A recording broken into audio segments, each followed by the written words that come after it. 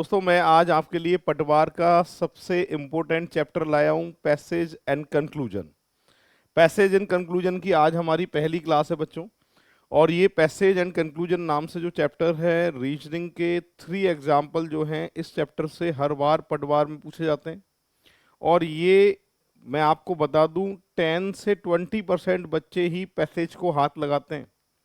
और आज ये क्लास अगर आपने मेरी ले ली तो आप ये 10-20% में आ जाओगे और ये पैसेज वाले एग्जाम्पल जो हैं वो आपसे सॉल्व होना स्टार्ट हो जाएंगे। ठीक है, तो पैसेज की आज शुरुआत करते हैं। पैसेज को किस तरीके से सॉल्व करते हैं, क्या ऑप्शन रहेंगे, किन बातों का ध्यान रखना है, उन सभी पे आज हम चर्चा करेंगे। जुड़ जाइए मेरे साथ सभी। चलिए, उससे पहले रीजनिंग ऋषि सर नाम से हमारा यूट्यूब, ये रीजनिंग ऋषि सर नाम से हमारी एप्लीकेशन है, उसको डाउनलोड कर लेना। उस पर फ्री टेस्ट सीरीज पटवार के लिए हमने शुरू की है बच्चों। और ये टेस्ट सीरीज कैसे मिलेगी आपको? एप्लीकेशन को डाउनलोड करेंगे, एप्लीकेशन को डाउनलोड करने के बाद में फ्री स्टडी मटेरियल में जाएंगे। फ्री स्टडी मटेरियल के अंदर टेस्ट नाम से एक फोल्डर मिलेगा, उस फोल्डर को क्लिक करेंगे तो पटवार रीजनिंग और पटवार मैथ की free of cost test series है। और ये 10 फरवरी से जो है स्टार्ट हो चुकी है। आप देखिए, इस टेस्ट को दीजिए और उसका सॉल्यूशन यूट्यूब पे आपको शाम को 7 बजे मिलेगा। ठीक है, ये बहुत सारे टेस्ट हैं और आपके एग्जाम तक जो है हमारी तैयारी जारी रहेगी। चलिए, और ये टॉपिक वाइज के हिसाब से जो जो जब जब टाइम मिलता है तब तब मैं वीडियो आपके लिए ला ही रहा हूँ।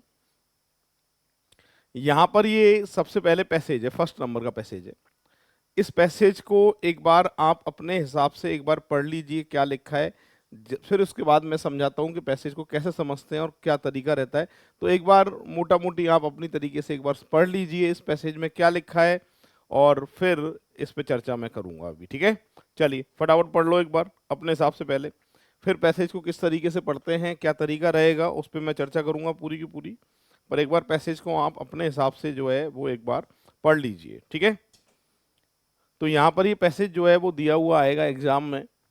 और इस पैसेज को सबसे पहले देखो, पैसेज से 3 एग्जाम्पल आपके बनेंगे। तो इसमें आप पढ़ते जाइए और मेरी बात सुनते रहिए। पैसेज की अगर मैं बात करूं बच्चों, इसके अंदर जो ऑप्शन आते हैं वो 5 ऑप्शन आते हैं। आपके सामने इस तरीके से एग्जाम में पैसेज आएगा, पैसेज के सामने कंक्लूजन से 3 एग्जाम्पल पूछेगा, निष्कर्ष देगा। और निष्कर्ष में 5 ऑप्शन मेजर होते हैं, उनमें से हमारे एग्जाम में जो है वो 4 ही ऑप्शन आएंगे। 5 ऑप्शन सुन लीजिए, फिर मैं जब ऑप्शन आएंगे तब और इन पर चर्चा करूंगा। पहला ऑप्शन आता है कि निश्चित रूप से सत्य है, जो निष्कर्ष है वह निश्चित रूप से सत्य है, तो 1 नंबर का ऑप्शन आएगा। सेकंड नंबर का ऑप्शन जो आता है वो प्राय सत्य आता है। ठीक है भाई, प्राय सत्य। और थर्ड नंबर पे जो ऑप्शन आता है वो आंकड़े अधूरे, जानकारी अधूरी का ऑप्शन आता है। फोर्थ नंबर पे जो ऑप्शन आता है वो प्राय असत्य आता है। और 5 नंबर पे जो आता है वो 100% सत्य वाला ऑप्शन आता है। हमारे एग्जाम में से इनमें से कोई एक ऑप्शन काटेगा, और कौन सा ऑप्शन काटेगा उस पर ज़्यादा दिमाग लगाने की ज़रूरत नहीं है। वो ऑप्शन काटेगा जो आपके आंसर नहीं होगा, और जो आंसर होगा वो ऑप्शन में जाहिर सी बात है मौजूद होगा, है ना। तो पैसेज पढ़ लिया होगा आपने, अब इस पैसेज को मैं समझाता हूँ। पैसेज इस तरीके से आएगा एग्जाम में, किस तरीके से पढ़ना है देखिए सुनो। यहाँ पर कह रहा है बच्चों, सबसे पहले आप जो इम्पोर्टेंट पॉइंट हैं जिन पे बार बार चर्चा करता है वो 100% जो है वो सत्य होते हैं। और जिसमें बात तो सही लिखी है पर आप 100% नहीं है, तो उसके लिए प्राय सत्य जो ऑप्शन है वो दिया जाता है। फिलहाल इसको पढ़ना शुरू करते हैं। आपसे कह रहा है 6 करोड़ झुग्गी झोपड़ियों निवासियों को आवास प्रदान करने और झुग्गी झोपड़ियों को मुफ्त भारत की कल्पना को साकार करने के अपने सर्वाधिक महत्वपूर्ण प्रयास में सरकार ने 400 नगरों और शहरों में 5 वर्ष में 50 लाख रिहायशी यूनिटों के निर्माण की एक विशाल योजना बना रही है। हाँ जी, झुग्गी झोंपड़ियां आपने देखा होगा भारत में बहुत ज़्यादा है। झुग्गी झोंपड़ियों के लिए, झुग्गी झोंपड़ियों जो रहते हैं उनके लिए एक योजना बना रही है सरकार। क्या योजना बना रखी है कि भैया 400 नगरों में ऐसे 50 लाख रिहायशी यूनिट का निर्माण करेगी जिससे झुग्गी झोंपड़ियां जो हैं वो कम हो जाएं। ठीक है, ऐसी सरकार एक योजना बना रही है, ऐसा कह रहा है। आगे लिखा है, इस कार्यक्रम से देश भर में हजारों एकड़ मूल्यवान सरकारी जमीन मुफ्त हो सकती है मतलब जो देखो झुग्गी झोंपड़ी जितनी भी होती हैं वो सरकारी जमीन पर होती हैं, आपने देखा होगा। सरकारी जमीन जमीन पर अवैध निर्माण से झुग्गी झोंपड़ियां बनाते हैं गरीब लोग। और अगर सरकार ऐसा कर देती है उनके लिए रहने के लिए जो है फ्लैट या फिर घर बना के दे देती है, तो वो जितनी भी झुग्गी झोंपड़ियां हैं वो हजारों एकड़ में फैली हुई जमीन है भारत में, वो जो है वो मुफ्त हो जाएगी, ठीक है भाई। और जिससे गवर्नमेंट को फायदा होगा, जाहिर सी बात है। आगे लिखा है, और स्थान पर संपदा के विकासकर्ताओं के लिए करोड़ों रुपए के मूल्य के कारोबार का निर्माण हो सकता है, ठीक है भाई। उनकी जगह झुग्गी झोंपड़ियों की जगह जो है वो नए प्रोजेक्ट बना सकती है गवर्नमेंट, और उससे जो है वो फायदा जाहिर सी बात है होगा ही। आगे क्या लिखा है? आगे लिखा है कि झुग्गी झोंपड़ियों के फैलने से वर्षों तक जीडीपी की वृद्धि पर प्रतिकूल प्रभाव पड़ा है। ये कह रहा है झुग्गी झोंपड़ियों के फैलने से वर्षों तक जीडीपी के वृद्धि के प्रतिकूल, प्रतिकूल मतलब विपरीत, विपरीत प्रभाव पड़ा है। मतलब जीडीपी की जो रेट है वो डाउन जा रही है। अगर ये झुग्गी झोंपड़ियां नहीं है तो जीडीपी रेट जो है वो ग्रो करेगी अपने इंडिया की। तो इनके कह रहा है इसके ये प्रतिकूल जा रही है, यानी जीडीपी कम हो रही है। निम्न उत्पादकता और खराब स्वास्थ्य स्थितियों की चपेट में आना झुग्गी झोंपड़ी निवासियों के विशेष लक्षण हैं।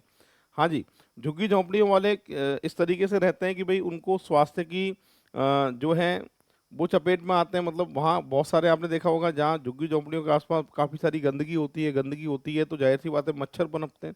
मच्छरों से जो है मलेरिया या फिर आपके डेंगू जैसी बीमारियाँ होती हैं।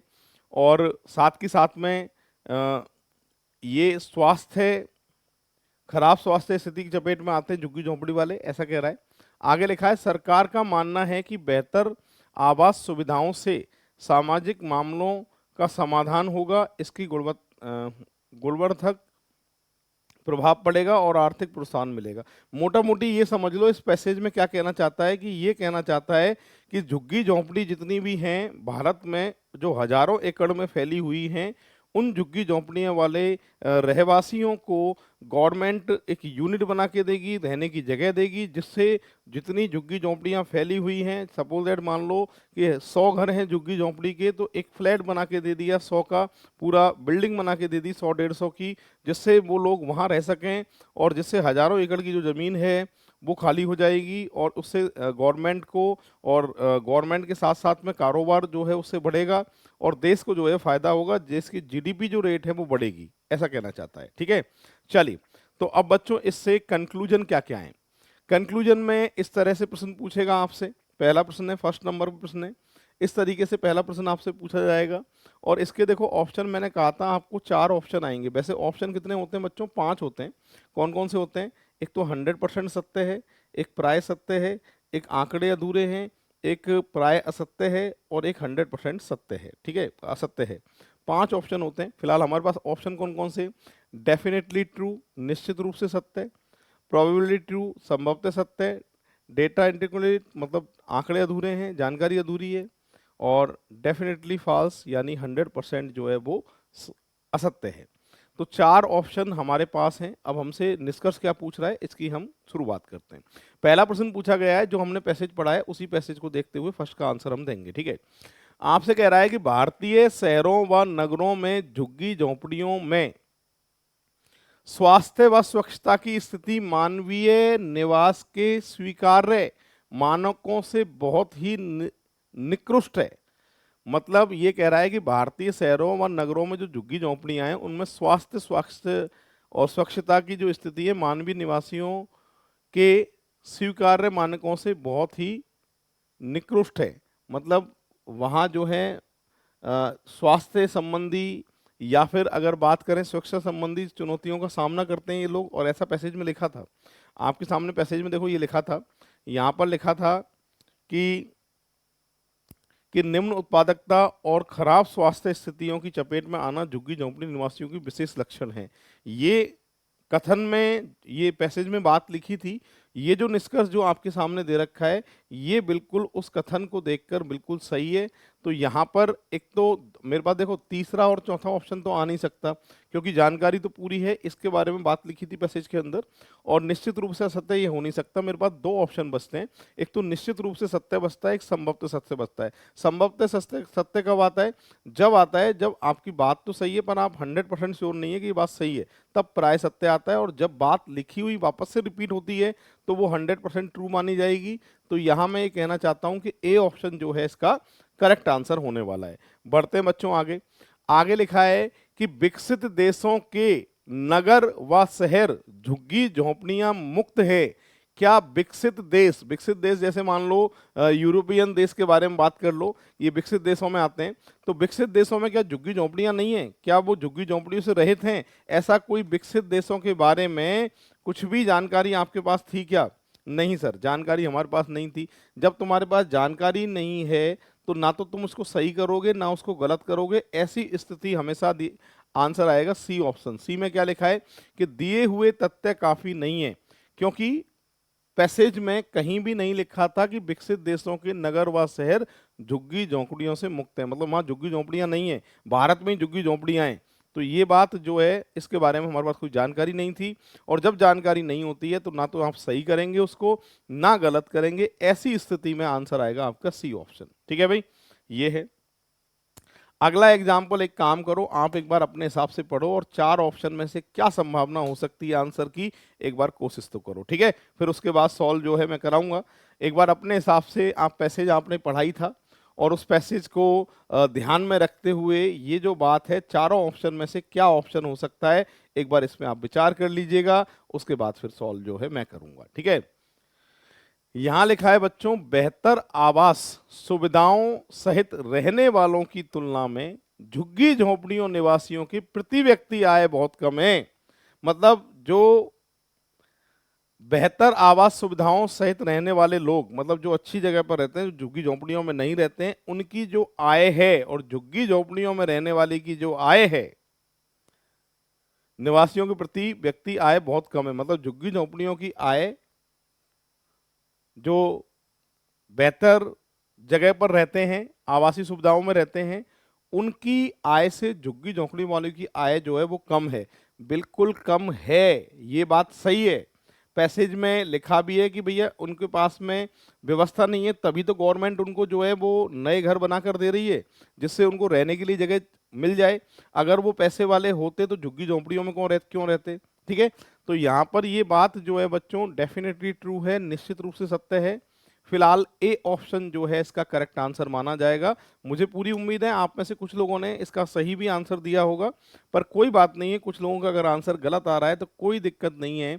इसको जो है अपन पैसेज की बहुत जोरदार मैं प्रैक्टिस कराऊंगा, और साथ ही साथ मैंने पैसेज जो है वो टेस्ट सीरीज जितनी भी दी है उन सब में पैसेज दिए, तो इससे आपकी जो है प्रैक्टिस जो है बहुत जोरदार होने वाली है। ठीक है, चलिए बढ़ते हैं आगे। फोर्थ नंबर का एग्जाम्पल क्या कह रहा है बच्चों? फोर्थ नंबर का एग्जाम्पल कह रहा है कि भारत के नगरों और शहरों में अधिकांश झुग्गी झोंपड़ियां प्रमुख निजी संपत्तियों पर हैं। हाँ जी, अधिकांश झुग्गी झोंपड़ियां जो है निजी संपत्तियों पर है। ऐसा कहीं लिखा था क्या?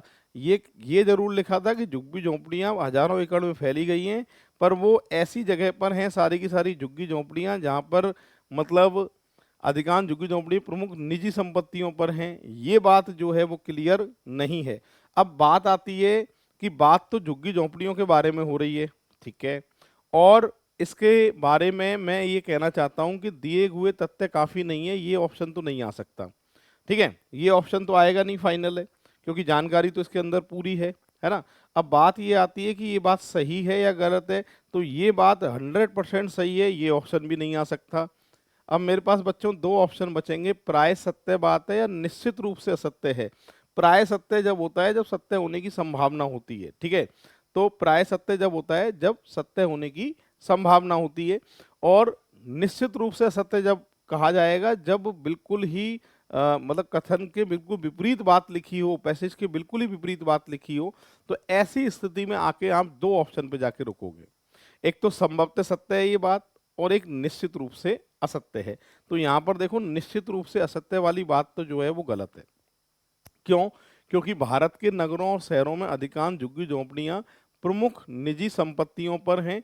अधिकांश के कारण ये बात जो है प्राय सत्य पे चली गई। अधिकांश नहीं होता तो फिर इसकी जगह कुछ होता। कुछ झुग्गी झोंपड़ियां प्रमुख निजी संपत्तियों पर हैं, तो फिर ये वाली बात जो है वो सही हो जाती। फिलहाल अधिकांश कह रहा है, इससे स्थिति क्लियर नहीं होती है कि कितनी अधिकांश, कितने परसेंट की बात कर रहा है ये। ऐसी स्थिति में यहाँ पर आपको आंसर देना पड़ेगा संभवतः सत्य, मतलब ये सत्य होने की संभावना है इसकी, पर हम 100% इस बात पे नहीं है कि ये 100% सत्य है। तो ऐसी स्थिति में आपका आंसर क्या आएगा बच्चों? बी ऑप्शन जो आएगा। 5वें नंबर का एग्जाम्पल है, पूरी क्लास एक बार पढ़ लीजिए क्या लिखा है और उसके बारे में फिर हम चर्चा करेंगे, ठीक है। 5वां प्रश्न एक बार अपने हिसाब से पढ़िए और क्या आंसर हो सकता है उस पर एक बार विचार करिए। यहाँ पर लिखा है कि भारत के शहर में झुग्गी झोंपड़ियों वाली जमीन के विकास से सामान्य जनता पर कोई प्रभाव नहीं पड़ेगा। भारत के शहरों में झुग्गी झोंपड़ियों वाली जमीन के विकास से सामान्य जनता पर कोई प्रभाव नहीं पड़ेगा। अगर वहां पर विकास हो जाए झुग्गी झोंपड़ियों में तो सामान्य जनता पर कोई प्रभाव नहीं पड़ेगा। प्रभाव पड़ेगा या नहीं पड़ेगा? अगर मान लो बहुत सारी जमीन शहर के बीचों बीच में, जैसे कि आपने देखा होगा मुंबई की बात करें, मुंबई में धारावी में जो है झुग्गी झोंपड़ियां बहुत ज़्यादा हैं, वो सड़क के बिल्कुल मतलब जो जो पौध इलाका है जहाँ बिल्कुल आबादी है, बड़ी बड़ी बिल्डिंगें खड़ी हैं, उसके साइड में जो है झुग्गी झोंपड़ी जो है बहुत ज़्यादा है। अगर वो जगह खाली हो जाती है तो उससे नॉर्मल जीवन में जो इंसान हैं उन पे फर्क प्रभाव पड़ेगा नहीं पड़ेगा? पड़ेगा बिल्कुल। एक विकसित देश के लिए ये होना चाहिए। देखो गरीब लोगों के लिए आवास होना चाहिए, जाहिर सी बात है, गवर्नमेंट अपना काम पूरा करे, उन लोगों के लिए जो है घर बना के दे और उनको जो है शिफ्ट कर दे, ठीक है भाई। तो ये होना चाहिए। पर झुग्गी झोंपड़ियां जितनी भी हैं उनसे जो है विकास देश के, उसमें लिखा भी था कि जीडीपी की रेट पे जो है फर्क पड़ता है इनसे। तो जाहिर सी बात है देश के विकास के लिए, भारत के विकास के लिए इनको हटना चाहिए और इनमें जो लोग रह रहे हैं उनके लिए नए घर जो है वो देने चाहिए। तो ये बात जो है प्रभाव नहीं पड़ेगा, ये सही तो नहीं है भाई। अब आंकड़े तो पूरे हैं, इसलिए करेक्ट आंसर आएगा निश्चित रूप से असत्य है। ये बात जो है वो निश्चित रूप से क्या है? असत्य है। तो अब बच्चों बात करते हैं आरएस का। हमने कोर्स लॉन्च किया है पटवार का स्पेशल, पटवार स्पेशल कोर्स लॉन्च किया है। ओनली 1100 रुपीज़ हमने चार्ज रखा है इसका। और पटवार में आप जानते हैं कि रीजनिंग से टोटल 26 एग्जाम्पल पूछे जाते हैं और ये सिलेक्शन के लिए योगदान देते हैं, ठीक है। अब मैथ की बात कर लें कि मैथ का जो सिलेबस है वो कंप्लीट मैथ का सिलेबस 900 रुपीज़ में हमने जो है प्रोवाइड कराया है। इसके लिए हमने बहुत मेहनत की है। इसके लिए हमने ट्रिक बेसिक के हिसाब से और नंबर ऑफ क्वेश्चन की प्रैक्टिस जो है बहुत ज़्यादा कराई है, ठीक है। तो ये 1100 का ओनली रीजनिंग का कोर्स आप परचेज कर सकते हैं और ओनली मैथ का 900 में परचेज कर सकते हैं। अगर आप कॉम्बो कोर्स लेना चाहते हैं कि सर मुझे तो मैथ रीजनिंग दोनों कंप्लीट करनी है, क्योंकि 25-26 के करीब करीब एग्जाम्पल जो है रीजनिंग में आते हैं और 20 एग्जाम्पल जो है मैथ में आते हैं, टोटल मिलाकर ये 45 का मैटर होता है। इसमें वैसे कॉस्ट तो अपनी होती है बच्चों 2000 रुपीज़ की, पर यहाँ हमने ऑफर लगाया है और ये कोर्स आपको कॉम्बो वाला मात्र कितने का पड़ने वाला है? 1600 रुपये का पड़ने वाला है, ठीक है बच्चों। आज मैं पैसेज एंड कंक्लूजन की क्लास सेकंड लेके आया हूं एक नए पैसेज के साथ में। आज हम प्रैक्टिस करेंगे यूट्यूब पे। और बच्चों रीजनिंग ऋषि सर नाम से एप्लीकेशन को डाउनलोड कर लेना, फ्री टेस्ट सीरीज स्टार्ट कर दी है हमने। और फ्री स्टडी मटेरियल में जाओगे, टेस्ट सीरीज नाम के फोल्डर को खोलोगे तो मैथ रीजनिंग दोनों के टेस्ट आपके सामने आएंगे और ये फ्री ऑफ कॉस्ट है, आप टेस्ट सीरीज जरूर दीजिएगा। चलिए अब पैसेज आपके सामने आ रहा है बच्चों। सबसे पहले इंग्लिश मीडियम वाले एक बार पैसेज को पढ़ लेंगे, उसके बाद में फिर हिंदी में पैसेज में लगाने वाला हूं। सबसे पहले इंग्लिश मीडियम वाले बच्चे एक बार पढ़ लीजिए पैसेज को।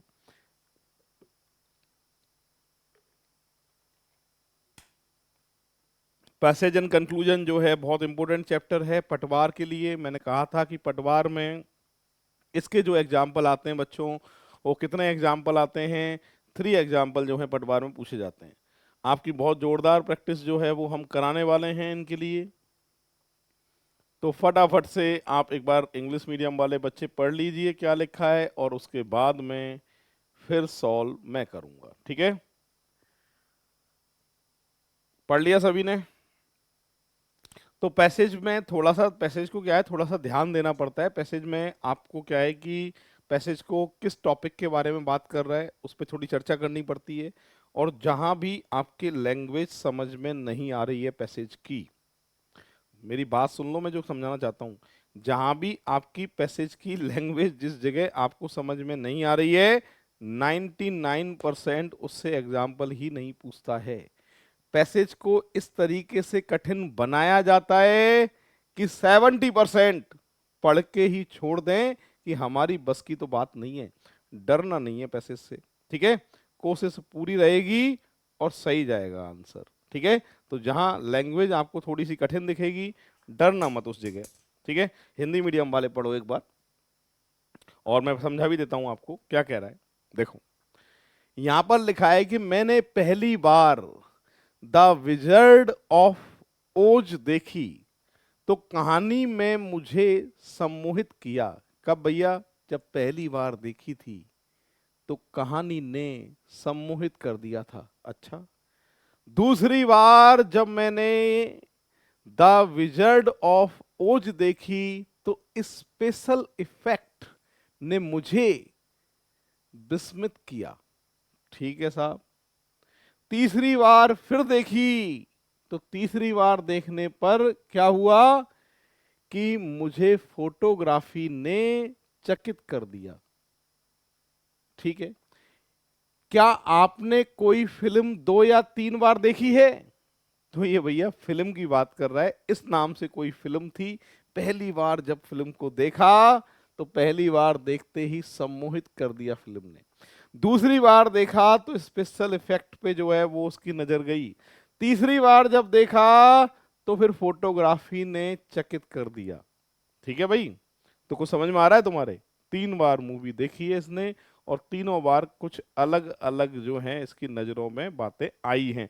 कहना ये चाहता है कि अगर एक बार किसी भी फिल्म को हम देखें तो उसके सारे पॉइंट ऑफ व्यू को अपन नहीं देख पाते हैं, सिर्फ साउंड सुन पाते हैं, और जो इफेक्ट जितने भी हैं मूवी में उनको अपन ध्यान एक बार में सभी पे तो नहीं दे पाते हैं, ऐसा कहना चाहता है। ठीक है, कोई बात नहीं है।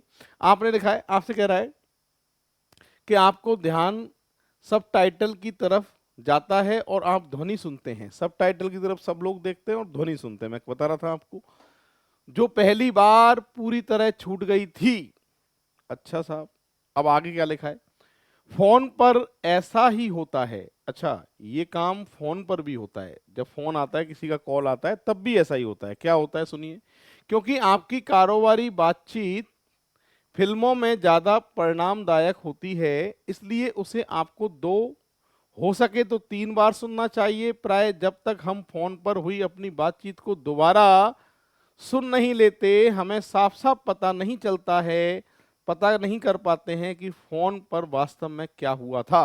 कहना ये चाहता है कारोबारी संबंधी जो आपके जितने भी कॉल आते हैं उनको भी आपको 2 या 3 बार सुनना चाहिए। 2 या 3 बार सुनने पर सारी चीजों पर आपका ध्यान जाएगा कि क्या आपकी बातें हुई थी और किस तरीके से जो है वो आपकी बातें हुई थी।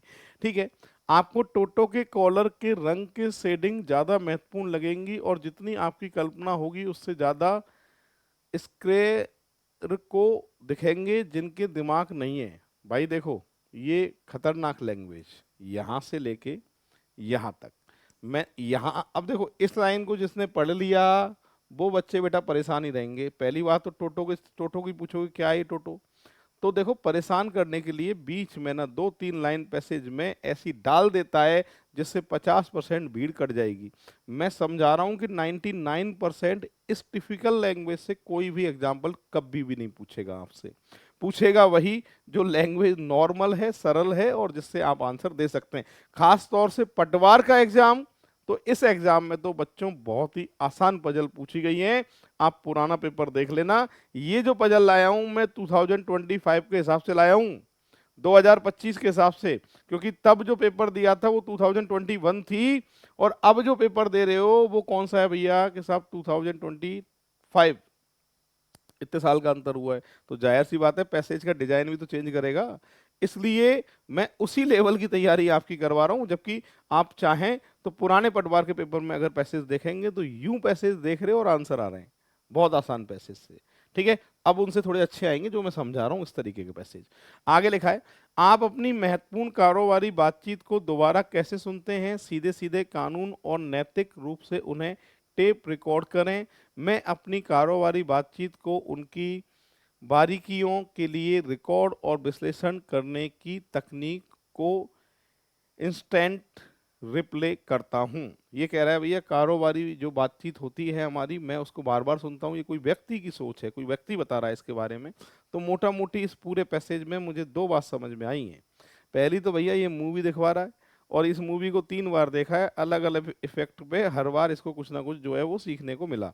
ठीक है, अब दूसरी बात ये कह रहा है कि कारोबारी जो बातचीत होती है, जो जो बिजनेस में जो कॉल आपके आते हैं, उन कॉल को आप 2 या 3 बार सुनिए। 2 या 3 बार सुनने से आपको उसके मेन पॉइंट के बारे में पता चलता है कि व्यक्ति क्या कहना चाहता है और क्या हमसे एक्सेप्ट करता है और हम क्या उसके लिए कर सकते हैं।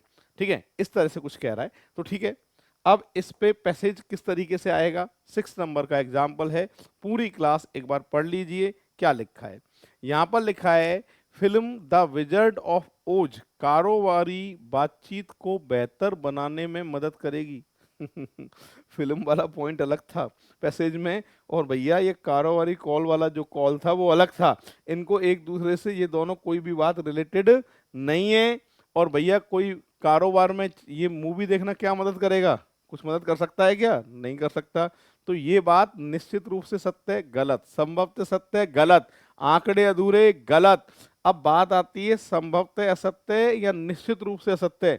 संभवतः असत्य जब होता है जब सत्य होने की थोड़ी बहुत संभावना होती है, जबकि ये बात लिखी है ये 100% गलत है। ऐसी स्थिति में आप बच्चों आंसर देके आएंगे 5। निश्चित रूप से असत्य, ये जो निष्कर्ष है ये 100% जो है वो फॉल्स है। ठीक है भाई, तो अब बढ़ते हैं आगे। अगला एग्जाम्पल, हाँ जी, इसको आप एक बार पढ़िए, अपने हिसाब से एक बार विचार करिए क्या आंसर इसका हो सकता है, और हम भी पढ़ लेते हैं। क्या लिखा है कि अधिकतर, मैंने कहा था बच्चों जहां अधिकतर आ जाता है ना वहां कंडीशन ना क्लियर होती नहीं है।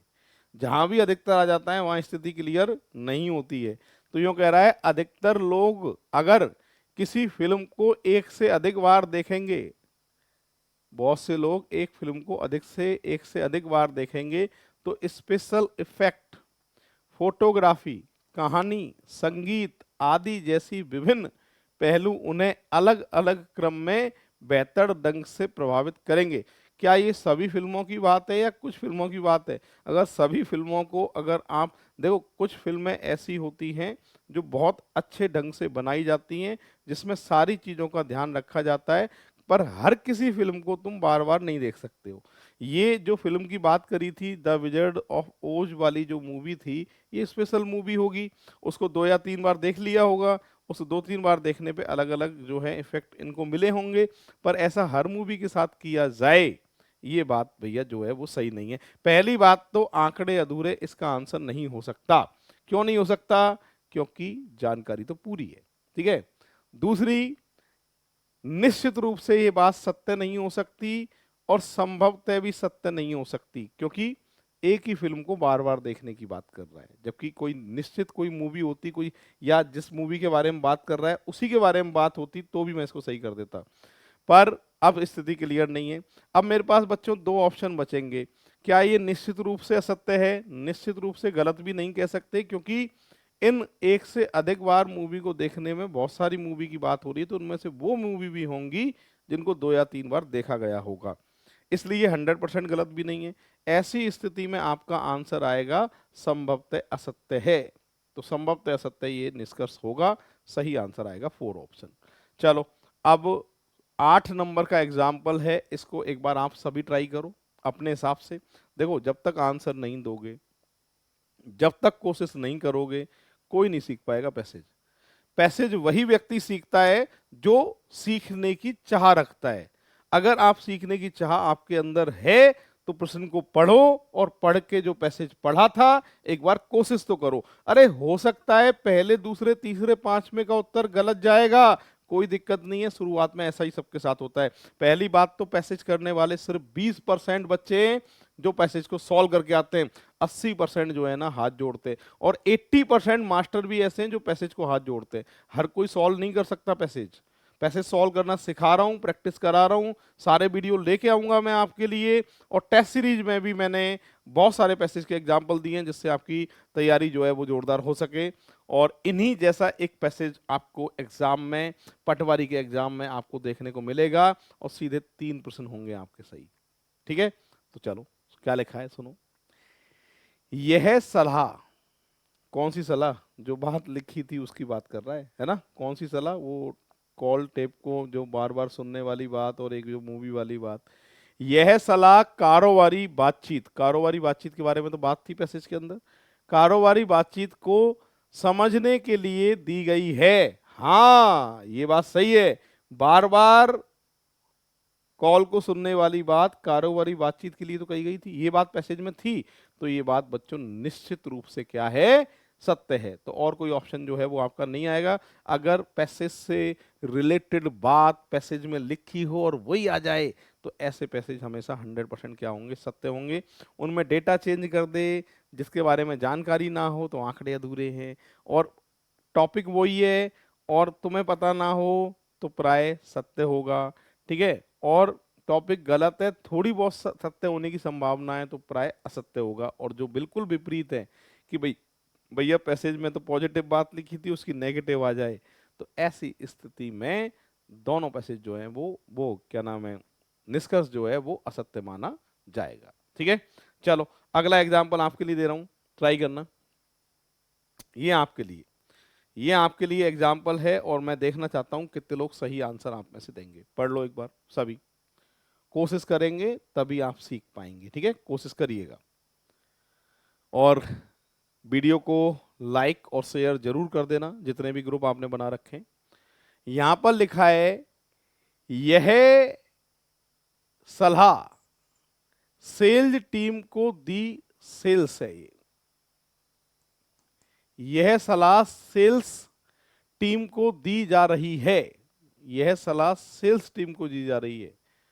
भैया ये कारोबारी टेप की जो बात हो रही है बार बार सुनना चाहिए। ये सलाह सेल्स वाली टीम को दी जा रही है, ये सेल्स वाली टीम को दी जा रही है। ये हो भी सकता है, ये हो भी सकता है, क्योंकि कारोबारी टेप का मतलब बार बार किसी की रिकॉर्ड को अगर आप सुन रहे हो तो वो किस में होता है? टेलीकॉलिंग वाले काम में ही होता है ना? ठीक है, तो ये मैं यूँ कह सकता हूँ कि ये 100% असत्य और संभवतः असत्य वाले ऑप्शन तो गलत हैं, ये तो इस पे काम करेंगे नहीं। और तीसरा ऑप्शन भी काम नहीं करेगा, आंकड़े अधूरे, जानकारी अधूरी वाला। अब मेरे पास बच्चों दो ऑप्शन बचेंगे, एक तो निश्चित रूप से सत्य है ये बात जो निष्कर्ष की लिखी है, या संभवतः सत्य है। आप बताइए इनमें से आप किस ऑप्शन के साथ जाना चाहोगे कि सर ये बात 100% सत्य है? ये सत्य नहीं है, क्योंकि ये बात संभवतः सत्य है। हो सकता है सेल्स टीम को समझाने के लिए बार बार बोली जा रही हो कि भैया रिकॉर्ड को पूरा सुनना चाहिए और कारोबारी के बारे में जो अपने जो कॉल्स हैं उन पे पूरा ध्यान देना चाहिए। तो ये बात जो है वो संभवतः सत्य मानी जाएगी। 10वां नंबर का एग्जाम्पल है 10 नंबर का, और मैं देखता हूं कितने लोग जो हैं वो आप में से सही आंसर देंगे। एक बार पढ़ लीजिए। लेखक अधिकांश फिल्मों, अधिकांश आ गया है ना? लेखक अधिकांश फिल्मों को 2 से अधिक बार देखता है। हाँ जी, इसने एक मूवी जो लेखक ने लिखी थी बात, वो सिर्फ विजर्ड ऑफ द ओज वाली जो मूवी थी उसकी बात तो वो कर रहा था। तो क्या इससे, उस पैसेज से आपको ये निष्कर्ष लग रहा है क्या कि वह अधिकांश फिल्मों को 2 से अधिक बार देखता है? इसके बारे में कोई जानकारी है क्या कि 2 से अधिक बार देखता है सभी फिल्मों को? इसके बारे में देखो हमारे पास कोई जानकारी, ये हो सकता है देखता ही हो। तो मैं कहना ये चाहता हूं ऐसी स्थिति में 100% सत्य वाली बात गलत है और प्राय सत्य वाली बात भी गलत है। 100% गलत वाली बात भी गलत है और संभवतः असत्य वाली बात भी गलत है, क्योंकि वो ऐसा कर भी सकता है, बार बार देख भी सकता, हो सकता है बार बार देखता हो सकता है एक ही मूवी को बार बार देख रहा हो जो जिसकी बात कर रहा था। फिलहाल मेरे पास जानकारी नहीं है कथन में, और जब जानकारी नहीं होती है तो ऐसी स्थिति में आप आंसर देके आओगे दिए हुए तथ्य काफी नहीं है, तो करेक्ट आंसर आपका दिया जाएगा बच्चों 3 नंबर। 3 नंबर जो है इसका सही आंसर होने वाला है। ठीक है, ये पैसेज वाला एग्जाम्पल स्टार्ट हो गया है। पहले इंग्लिश मीडियम वाले जो हैं वो पढ़ लीजिए क्या लिखा है, और उसके बाद में फिर जो है मैं सॉल्व करूंगा इसको। पूरी क्लास ऐसे कैसे पढ़ लो एक बार।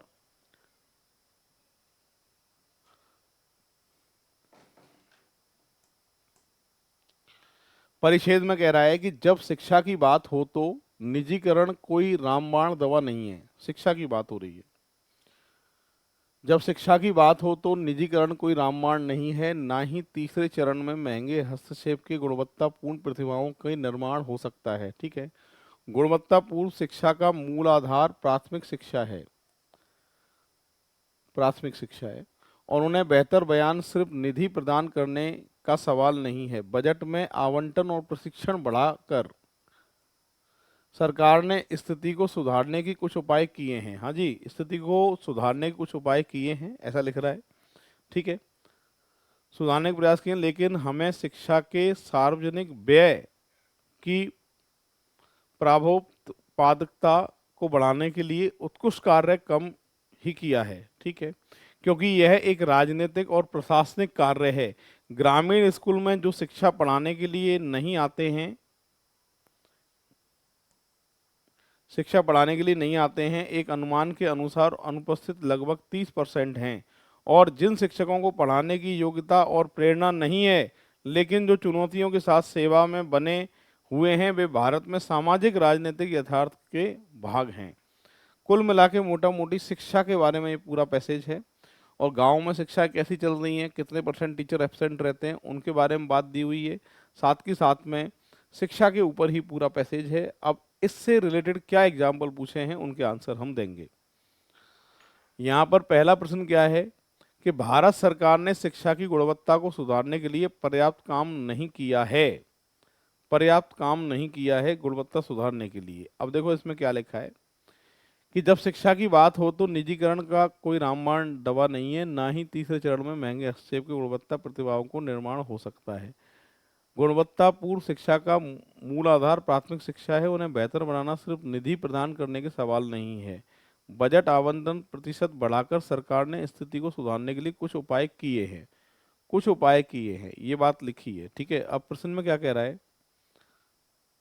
भारत सरकार ने शिक्षा की गुणवत्ता को सुधारने के लिए पर्याप्त काम नहीं किया है। कुछ सुधार किए हैं, पर्याप्त काम तो नहीं किया है। ये बात तो सही है, कुछ काम किया है पर पूरा काम नहीं किया है। कुछ हद तक सुधारने की कोशिश करी है, पर गवर्नमेंट चाहे तो जो है शिक्षा को अच्छे ढंग से जो है वो देश में लागू कर सकती है।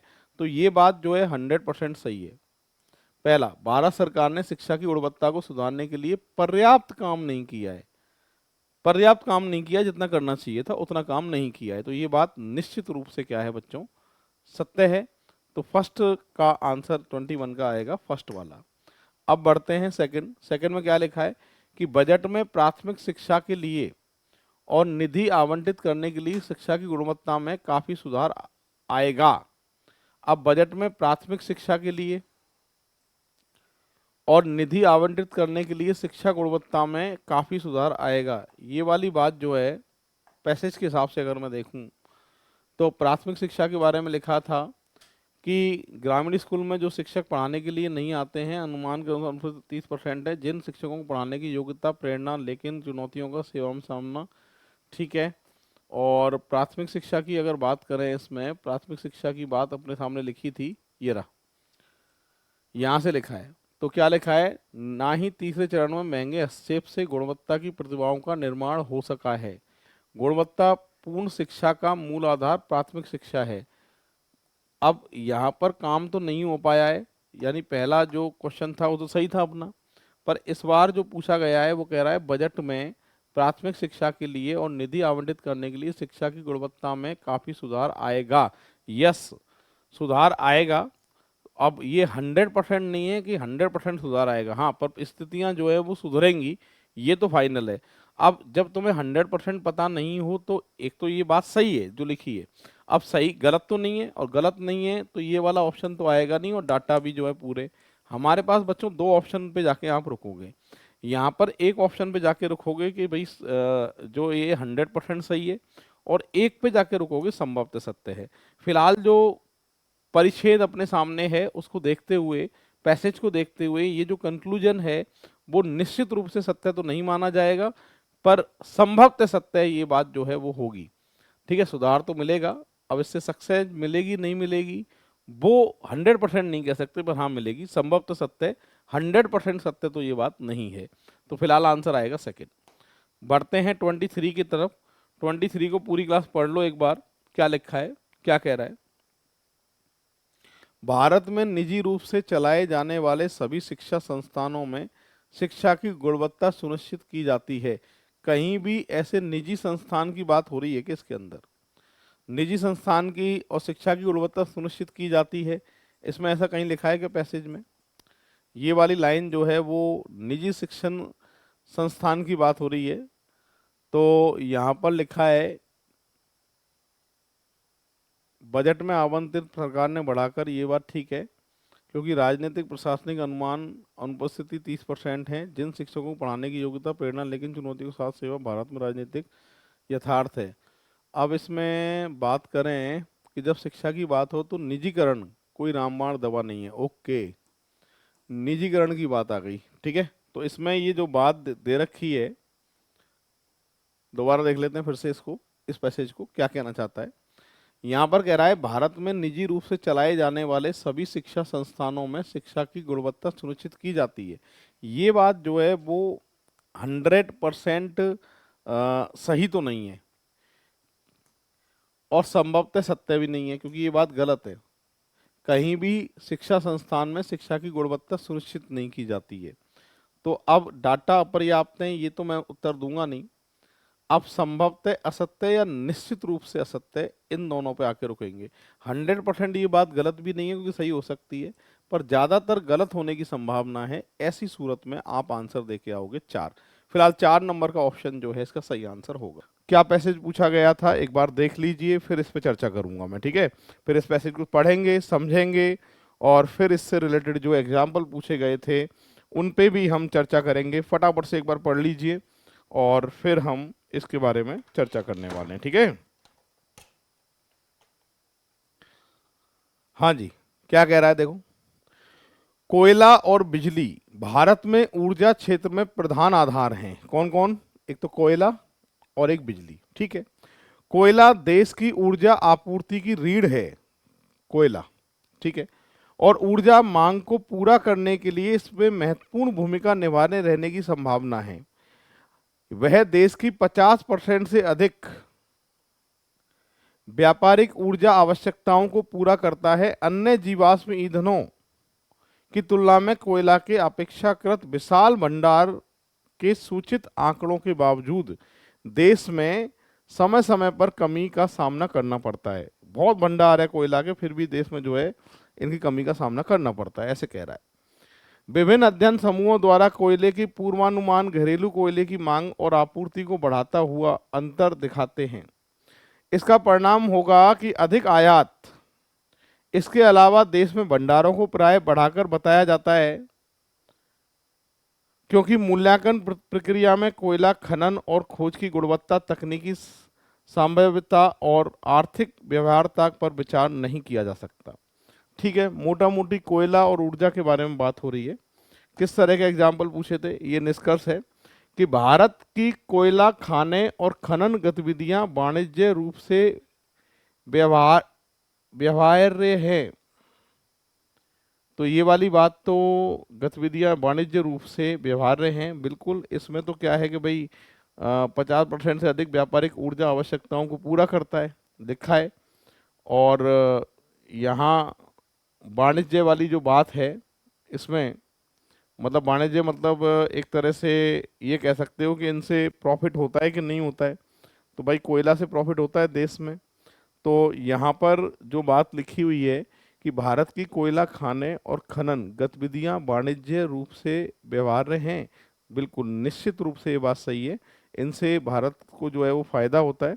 तो संभवतः सत्य नहीं हो सकता, डाटा तो पूरे हैं, असत्य नहीं हो सकता, डेफिनेटली ट्रू होगा, यानी निश्चित रूप से ये बात क्या है? सत्य है। तो फर्स्ट वाले का आंसर आएगा निश्चित रूप से सत्य। अगला एग्जाम्पल क्या है? विकसित देशों की कोयला खानें भारत की कोयला खानों से ज्यादा लाभ कमाती हैं। विकसित देश की कहीं भी पूरे पैसेज में हमारे पास कोई लाइन नहीं थी, और जब लाइन नहीं है तो इसको आप जबरदस्ती लेके नहीं आओगे, इसलिए निश्चित रूप से सत्य गलत हो गया, संभवतः सत्य भी गलत हो गया, असत्य भी गलत हो गया, डाटा अपर्याप्त है। 3 नंबर जो है इसका सही आंसर माना जाएगा। अब बढ़ते हैं। कोयला भंडारों की मूल्यांकन प्रक्रिया कोयले भंडारों की ठीक से पहचान करने में समर्थ नहीं है। कोयला भंडारों की मूल्यांकन प्रक्रिया कोयला भंडारों की ठीक से पहचान करने में समर्थ नहीं है। ये बात लिखी थी भाई पैसेज के अंदर, ठीक है। इस तरह की जो बात लिखी थी वो पैसेज के अंदर लिखी थी कि यहाँ लिखा है, अन्य जीवाश्म ईंधनों की तुलना में कोयला अपेक्षाकृत विशाल भंडार सूचित आंकड़ों के बावजूद देश में समय समय पर कमी का सामना करना पड़ता है। विभिन्न अध्ययन समूहों द्वारा कोयले के पूर्वानुमान घरेलू कोयले की मांग पर आपूर्ति पर बढ़ाता है, ठीक है। तो ये बात जो है ना, निश्चित रूप से इसको देखते हुए क्या है, सही है। तो डेफिनेटली ट्रू जो है इसका आंसर माना जाएगा। इस तरीके से होगा, देख लो एक बार सभी। ये पैसेज वाला एग्जाम्पल है, पूरी क्लास एक बार पैसेज को पढ़ लीजिए, फिर मैं समझाता हूँ पैसेज का क्या क्रम है, और इससे रिलेटेड 3 एग्जाम्पल जो है इससे पूछे गए थे। एक बार इसको पढ़ लीजिए, फिर इसको मैं समझाता हूँ।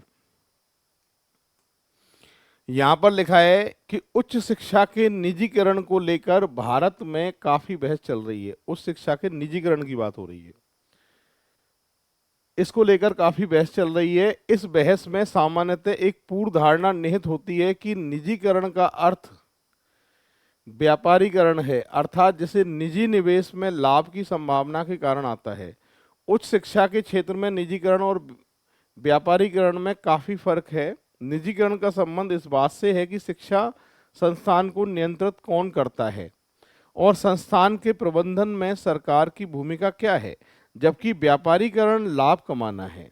भारत में शिक्षा के अवसरों के लिए निसंदेह निजी लाभ की बजाय विश्वविद्यालयों को प्रोत्साहित किए जाने की जरूरत है। हाँ जी, क्या दिया है, विश्वविद्यालयों को प्रोत्साहित किया जाना चाहिए, निजी लाभ नहीं देखना चाहिए।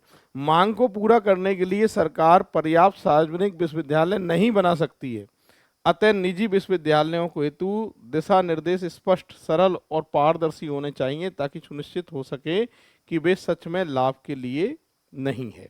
ये मोटा मोटी आपके शिक्षा के बारे में बात हो रही है, शिक्षा से रिलेटेड पैसेज है। अब क्या क्या एग्जाम्पल पूछे गए हैं इससे वो पता करते हैं। यहाँ कह रहा है, भारत में उच्च शिक्षा के निजीकरण ने अभी तक अपना सही रूप प्राप्त नहीं किया है। बिल्कुल, जब तो ये बहस छिड़ रही है, ये निजीकरण रूप प्राप्त नहीं किया है, जब तो इस तरह की बहस चल रही है। तो ये बात क्या है, 100% सही है, डेफिनेटली ट्रू है। ऑप्शन ए जो है इसका सही आंसर माना जाएगा। बढ़ते हैं 25 की तरफ। भारत में बढ़ती हुई मांग को पूरा करने के लिए उच्च शिक्षा के अवसरों को विस्तृत करने की जरूरत है। बिल्कुल, बढ़ती मांग के कारण पूरा करने के लिए उच्च शिक्षा के अवसरों को विस्तृत करने की जरूरत है। ये बात भी 100% ट्रू है, पैसेज में बात लिखी हुई है ये। अब नेक्स्ट एग्जाम्पल जो पूछा गया था आपसे वो क्या था, उसको अपन देख लेते हैं। लास्ट एग्जाम्पल जो था वो आपके सामने था कि यहाँ पर पीपीटी तैयार नहीं है, पर फिर भी जो पूछा था वो मैं लिख देता हूँ आपके सामने। क्या पूछा था देखो, 26 नंबर का जो प्रश्न पूछा गया था, आपसे पूछा गया था, विकसित देशों में उच्च शिक्षा के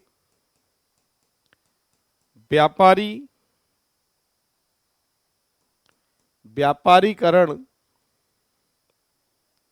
से छात्रों को लाभ हुआ है। ऑप्शन वही 4 थे हमारे जो पिछले प्रश्न में थे। ये प्रश्न पूछा गया था हमसे 26 नंबर में। यहाँ पीपीटी तैयार नहीं है, इस कारण से लिख रहा हूं।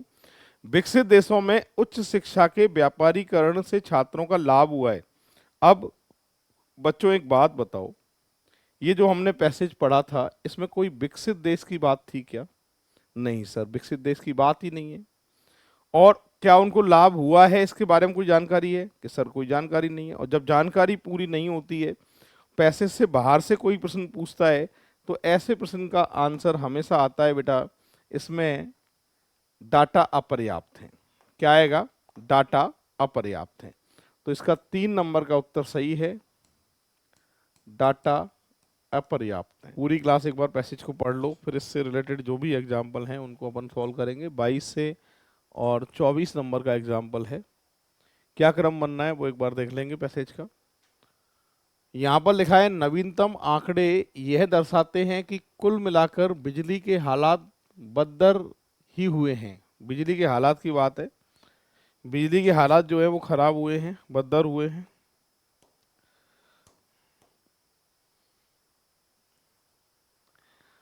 और पीक लोड की कमी का अनुपात अब 1 दशक में सबसे अधिक है, मतलब पीक लोड ज्यादा है। समग्रता में बिजली की कमी रिकॉर्ड स्तर तक पहुंच गई है और लगभग निश्चित ही लगता है कि क्षेत्र में वास्तविक सुधारों के बिना और गिरावट आएगी। बिजली की व्यवस्था में आक्रामक तकनीकी और वाणिज्य नुकसान कुल बिजली निर्माण के 1/3 से अधिक ही रहते हैं। अखिल भारतीय क्षमता में वृद्धि लक्ष्य में काफी नीचे हैं। बिजली क्षमता को बढ़ाने के मंद गति उपकरण और कौशल की कमी की वजह से हैं, ठीक है, लेकिन संसाधनों की कमी सापेक्ष ही हो सकती है।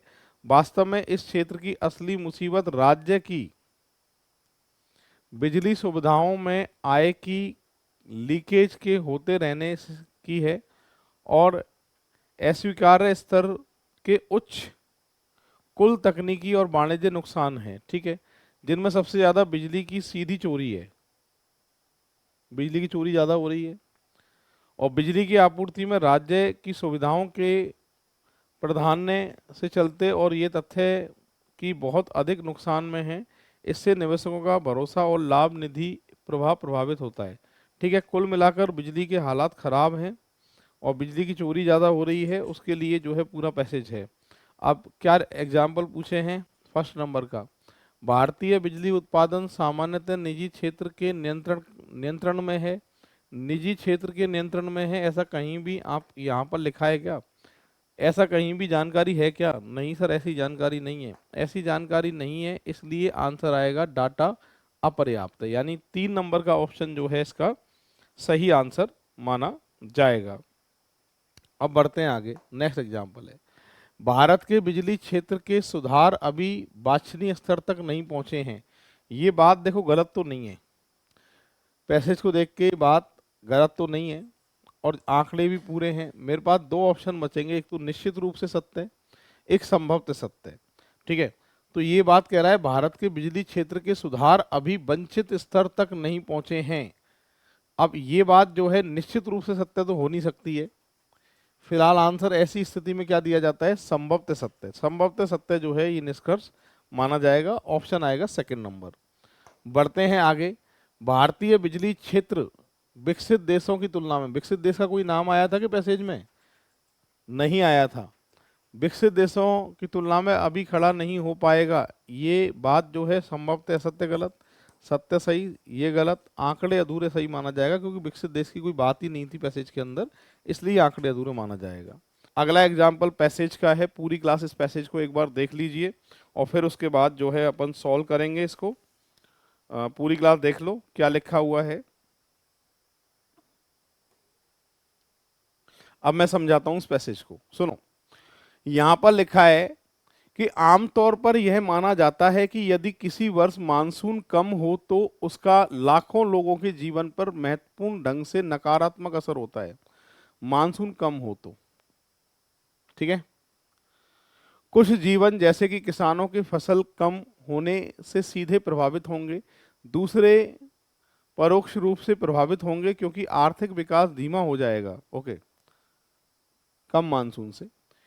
इसी तरह अच्छी मानसून वाले वर्ष में बहुत से जिंदगी में मुस्कान और समृद्धि ले आते हैं, मतलब मानसून बहुत जरूरी है, ये कहना चाहता है। उदाहरण के लिए भारत ने हाल ही के वर्षों में निष्पादक वर्षों के बाद विकास दर में तेज उछाल दर्ज की है, ठीक है साहब। यह दुर्भाग्यपूर्ण चक्र लाखों गरीब और अभाव जिंदगी जिंदगियों को प्रभावित करता है, लेकिन ऐसा होना जरूरी नहीं है। वित्तीय अर्थशास्त्र की शब्दावली में मानसून का जोखिम विशाखित की जा सकने वाला जोखिम है। दूसरे शब्दों में यह एक बीमा जोखिम है। हालांकि हर कोई सोचेगा कि जब हर किसी पर खराब मानसून का प्रतिकूल प्रभाव पड़ रहा हो तो उसके बदले बीमा कौन उपलब्ध कराएगा? उत्तर है अंतर्राष्ट्रीय निवेशक। ओके, तो अंतर्राष्ट्रीय निवेशक के बारे में बात हो रही है और मानसून के बारे में बात हो रही है। अब इससे रिलेटेड क्या प्रश्न पूछे हैं? ये पूछ रहा है कि पिछले कुछ वर्षों के दौरान भारत में केवल केवल हर एकांतर वर्ष ही अच्छा मानसून आया है, कहीं भी पूरे इसमें एकांतर वर्षों में ही अच्छा मानसून आया, ऐसा कहीं लिखा है क्या पूरे पैसेज में? कहीं भी नहीं लिखा है। और जब जिसके बारे में बात ही नहीं होगी तो उसके बारे में ना तो तुम सही कर सकते बेटा, ना गलत कर सकते। जानकारी अधूरी जो है ऐसे प्रश्न का आंसर होता है। तो यहाँ पर निश्चित रूप से सत्य गलत, संभव से सत्य गलत, डाटा अपर्याप्त है, बिल्कुल हमारे पास कोई जानकारी नहीं है इसलिए डाटा अपर्याप्त है। 3 नंबर का ऑप्शन इसका सही आंसर होने वाला है। अब बढ़ते हैं बच्चों आगे। भारत में बाहर के अधिसंख्यक लोग भारत में खराब मानसून से प्रभावित नहीं होते। बाहर के अधिसंख्यक लोग भारत में खराब मानसून से प्रभावित नहीं होते। नहीं होते वाली बात कहीं है, प्रभावित होते हैं भाई, नहीं होते हैं ये वाली बात। और दूसरी बात, बाहर के, भारत से बाहर की बात हो रही थी क्या कहीं भी? यहाँ पर जितनी भी बात हो रही थी वो सब भारत के बारे में बात हो रही थी, भारत के बाहर के बारे में कोई बात ही नहीं है इसके अंदर। और मैंने कहा था जिसके बारे में पता ना हो सही गलत नहीं करते, सीधे जानकारी अधूरी करनी होती है। इसलिए इसका निश्चित रूप से सत्य सत्य असत्य गलत होगा।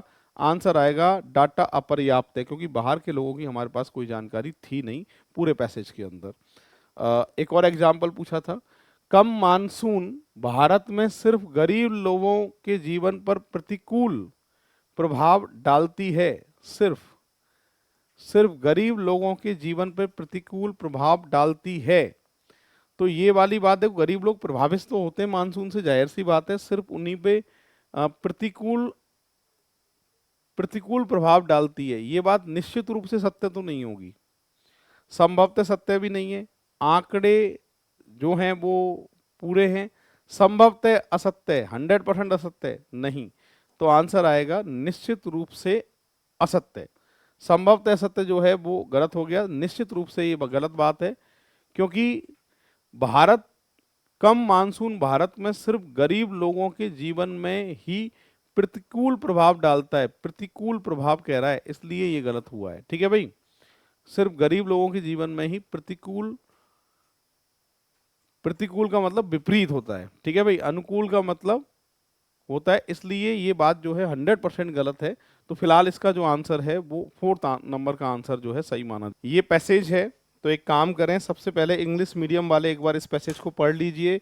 मैं आपको पढ़ने को टाइम दे रहा हूँ, उसके बाद में फिर इस पैसेज पे जो है वो हम एग्जाम्पल जो है इनको सॉल्व करेंगे। तो एक बार अपने हिसाब से इस पैसेज को पूरी क्लास जो है वो पढ़ लीजिए, ठीक है, फिर उसके बाद हम सॉल्व करते हैं इसको। इंग्लिश मीडियम वाले सबसे पहले पैसेज को पढ़ लीजिए क्या लिखा हुआ है, और फिर इसको हम सॉल्व करेंगे। तो पैसेज एंड कंक्लूजन नाम से चैप्टर है बच्चों, और पटवार में फिक्स हैं 3 एग्जाम्पल जो है पैसेज से पूछे जाते हैं, और पैसेज जो है किस तरीके से सॉल्व करते हैं ये भी मैं आज आपको सिखाने वाला हूँ, और किस तरह से एग्जाम्पल पैसेज में आते हैं उन पे भी हम चर्चा करेंगे। तो फटाफट से एक बार पढ़ लीजिए क्या लिखा हुआ है पैसेज में, क्योंकि सारे आंसर इन्हीं को देखते हुए आपके आने वाले हैं। साथ के साथ वीडियो को लाइक भी कर दीजिए, शेयर भी कर दीजिए। तो सीधे ही 3 एग्जाम्पल जो हैं इस पैसेज से बनने वाले हैं आपके बच्चों। ये पैसेज है अपने सामने, और टेस्ट रीजनिंग ऋषि सर नाम से टेस्ट है, दे रखे हैं टेस्ट सीरीज, वो ज्वाइन कर लीजिए। उसी का सॉल्यूशन जो है मैं आज करा रहा हूँ। मॉक टेस्ट जो है बहुत इंपॉर्टेंट रहने वाले हैं, और साथ के साथ टॉपिक वाइज जो है वो वीडियो पटवार के लिए भी धीरे धीरे मैं रिकॉर्ड कर ही रहा हूँ आपके लिए, उनको भी आप जरूर देखिएगा, आपको बहुत फ़ायदा मिलने वाला है इनसे। चलिए, क्या कह रहा है, प्रदूषण धीरे धीरे मौत तक पहुंचाता है। ये बात तो आपको मालूम भी है। किसकी बात हो रही है साहब? प्रदूषण की बात हो रही है। धीरे धीरे जो है मौत का कारण बनता है प्रदूषण। आगे कह रहा है औद्योगिक एवं वाहनों संबंधी प्रदूषण के नियमित रूप से फैलने से जीवन के लिए घातक बीमारियां, ठीक है भाई, आपने देखा होगा वाहन है, उद्योग है, इनसे जो प्रदूषण फैल रहा है, इनसे घातक बीमारियां जो हैं वो पैदा होती हैं। कौन कौन सी? हृदय की समस्याएं, कैंसर, अन्य विभिन्न रोग उत्पन्न होने लगते हैं। इसलिए चाहे धनी हो या गरीब हो, किसी को भी प्रदूषण फैलाने का अधिकार नहीं है। तो बात भी सही ले रहा है, प्रदूषण के बारे में जो है पैसेज पूरा दिया गया है कि प्रदूषण जो है वो वाहनों से, औद्योगिक क्षेत्रों से, इनसे प्रदूषण फैल रहा है और ये घातक बीमारियां जैसे हृदय संबंधी, कैंसर, इनसे फैलता है। साथ के साथ प्रदूषण फैलाने का अधिकार ना तो किसी गरीब को है और ना ही किसी अमीर को है, ठीक है। आगे कह रहा है औद्योगिक और वाहनों संबंधी प्रदूषण देश भर में बड़ी तेजी से फैल रहा है। पूरे देश में, भारत देश की बात हो रही है, भारत देश में बड़े तेजी से औद्योगिक और वाहनों को संबंधी प्रदूषण जो है बहुत तेजी से फैल रहा है। पहले आपने देखा होगा कि गाड़ियां जो कम हुआ करती थी, अब गाड़ियां जो है बहुत ज़्यादा हैं।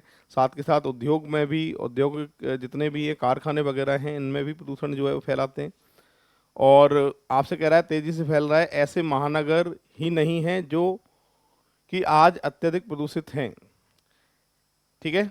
ऐसे महानगर ही नहीं हैं जो आज अत्यधिक प्रदूषित हैं, बल्कि छोटे और मध्यम शहर आज अत्यधिक प्रदूषित हैं। मतलब आपसे कह रहा है महानगर में ही ये प्रदूषण की समस्या नहीं है, छोटे शहर में अगर आप जा रहे हैं, कस्बे में जा रहे हैं, तो वहाँ भी इस समस्या का जो है सामना करना पड़ रहा है, ठीक है। आगे लिखा है प्रदूषण अर्थव्यवस्था से भी अधिक तेजी से फैल रहा है। प्रदूषण अर्थव्यवस्था से भी अधिक तेजी से फैल रहा है, मतलब जितनी तेजी से अर्थव्यवस्था फैल रही है उससे तेजी से ये प्रदूषण भी फैल रहा है। ऐसा इसलिए है कि ऊर्जा एवं सामग्री के भारी मात्रा में उपयोग निर्मित पश्चिमी तकनीकी मतलब ये आपने देखा होगा, पश्चिमी देश जितने भी हैं उनकी बात कर रहा है। पश्चिमी तकनीकी प्रतिरूप अंतर्निहित रूप से अत्यधिक विषैला प्रतिरूप है। इससे बड़ी मात्रा में विषैले प्रदूषण उत्पन्न होते हैं जो कि तभी नियंत्रित किए जा सकते हैं जबकि प्रौद्योगिक का चयन सावधानी पूर्वक किया। अब देखो क्या कह रहा है, इसके समाधान के लिए कह रहा है कि जबकि प्रौद्योगिक का चयन सावधानी पूर्वक किया गया हो तथा उनके उपयोग में यथेष्ट अनुशासन बरतता जाए। तो यहाँ पर कहना चाहता हूँ, मोटा मोटी ये समझ लीजिए कि प्रदूषण के बारे में जो है पैसेज पूरा की पूरा है और इस पैसेज से रिलेटेड एग्जाम्पल पूछा जाएगा, उसमें आपको जो है वो आंसर देने पड़ेंगे। किस तरह के एग्जाम्पल आते हैं एग्जाम में, चलिए बात करते हैं। ये फर्स्ट नंबर का एग्जाम्पल है बच्चों, पैसेज को देख के ही आपको आंसर देना है। यहाँ लिखा है आधुनिक प्रौद्योगिकी का उपयोग करने की सुनिश्चित योजना बनाने से पर्यावरण में कम प्रदूषण फैलता है। लास्ट की जो लाइन पढ़ी थी हमने दो, वो देख लो एक बार। लास्ट की जो हमने लाइन पढ़ी थी वो क्या थी, यही लाइन थी कि ये देखो, ये कह रहा था कि इससे बड़ी मात्रा में विषैले प्रदूषण उत्पन्न होते हैं जो तभी नियंत्रित किए जा सकते हैं। यानी प्रदूषण को कब नियंत्रित किया जा सकता है, जब प्रौद्योगिकी का चयन सावधानी पूर्वक किया गया हो। और यही पैसेज में पहला प्रश्न पूछा गया है कि आधुनिक प्रौद्योगिकी का उपयोग करने की सुनिश्चित योजना बनाने से पर्यावरण में कम प्रदूषण फैलता है।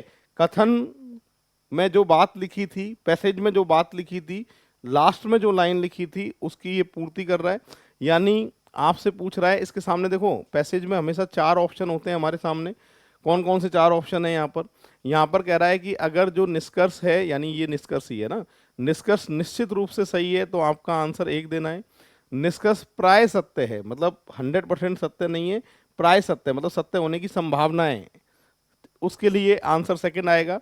अगर आंकड़े ही अधूरे हैं, जानकारी पूरी नहीं है और कोई ऐसी बात लिखी है जो पैसेज में नहीं है, जानकारी पूरी नहीं है, तो आंसर 3।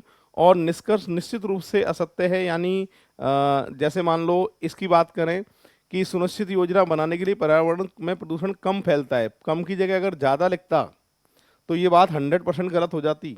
तो फिर ऐसी स्थिति में आंसर जो दिया जाता वो 4 दिया जाता। पर ये जो कथन में बात लिखी हुई है, ये 4th नंबर के एग्जाम्पल में जो बात लिखी हुई है, ये पैसेज से ही रिलेटेड है।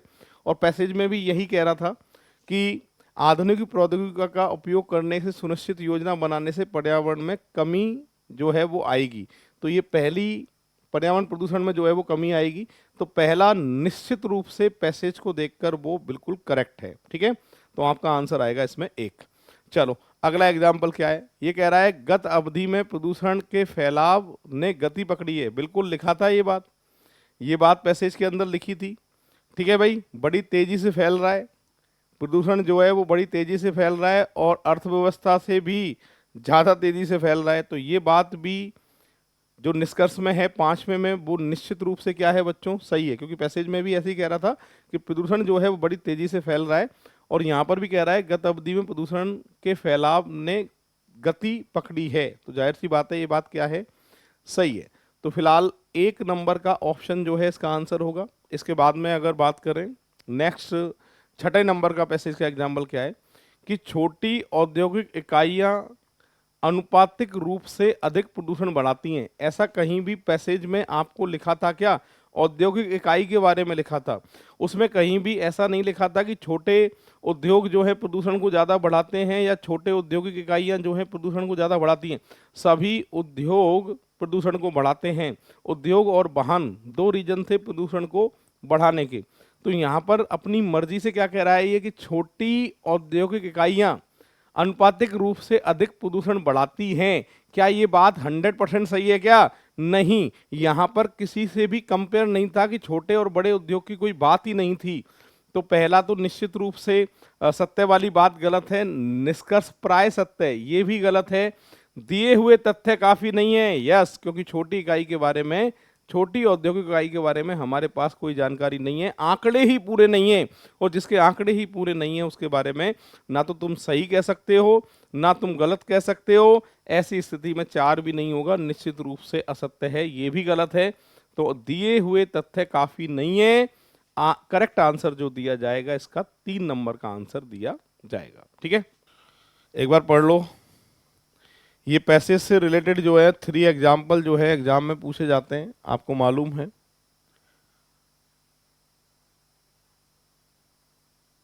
और करेक्ट आंसर इनसे रिलेटेड जो एग्जाम्पल पूछे थे 3, उनके जो आंसर हैं वो करेक्ट आंसर आपको देने हैं। कितने लोग सही आंसर देंगे वो देखना चाहते हैं।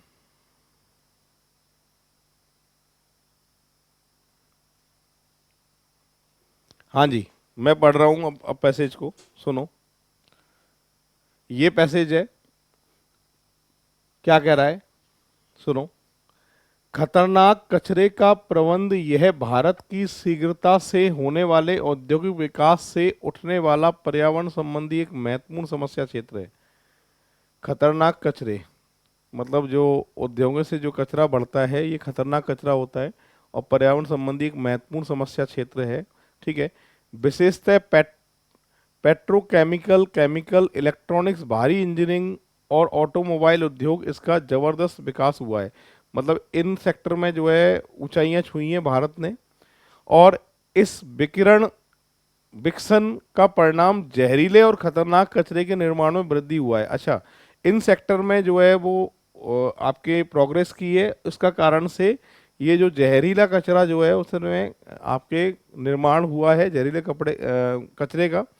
इसका परिणाम यह हुआ है कि उद्योग द्वारा उत्पन्न मल प्रवाह और उत्सर्जनों के उपचारण के दौरान जो अवशेष बचते हैं उनसे अंधाधुंध निस्तारण से जल और भूमि संसाधनों गंभीर रूप से दूषित हो जाने का संकटाधीन होने का बढ़ता जा रहा है। अच्छा, जो आपसे कह रहा है कि ये जो खतरनाक कचरे वाली जो बात लिखी हुई है, इनसे जो भी विकिरण जो उत्सर्जित हो रहा है उससे मतलब संसाधन वगैरह जितने भी हैं, वो भूमि, जल, ये सब सारे के सारे जो है प्रदूषित हो रहे हैं, ऐसा कह रहा है।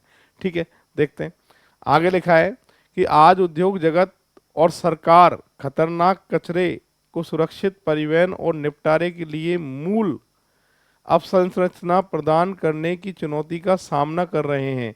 अच्छा, अब इस कचरे की चुनौती का सामना कर रही है सरकार कि इसको कैसे ठिकाने लगाया जाए।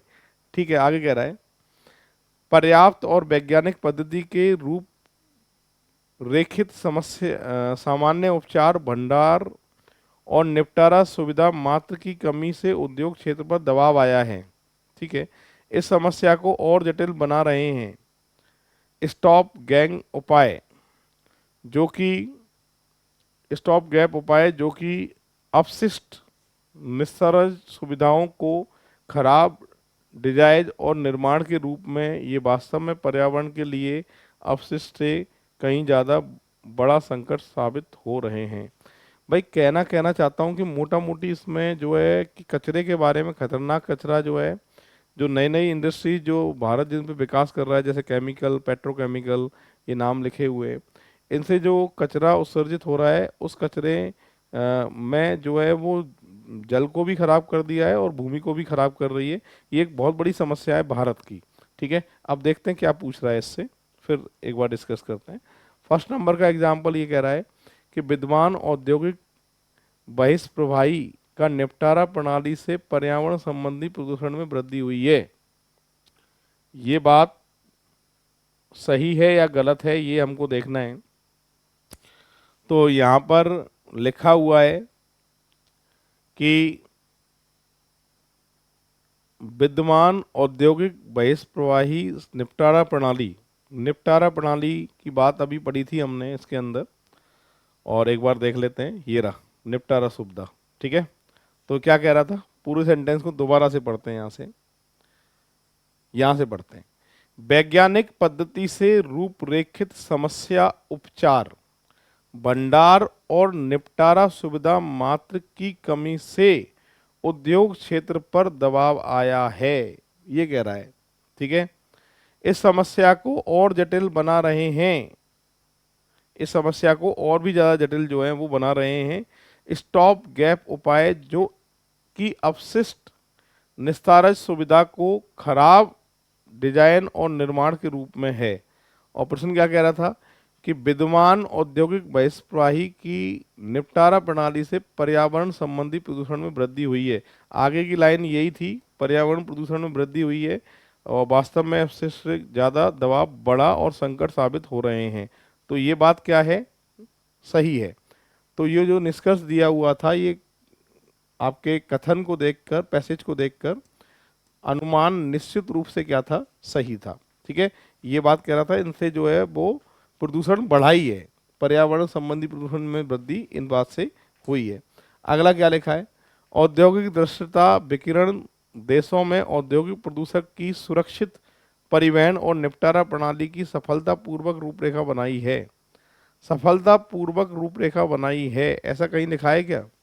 औद्योगिक प्रदूषण सुरक्षित परिवहन और निपटारा प्रणाली की सफलतापूर्वक रूपरेखा बनाई है।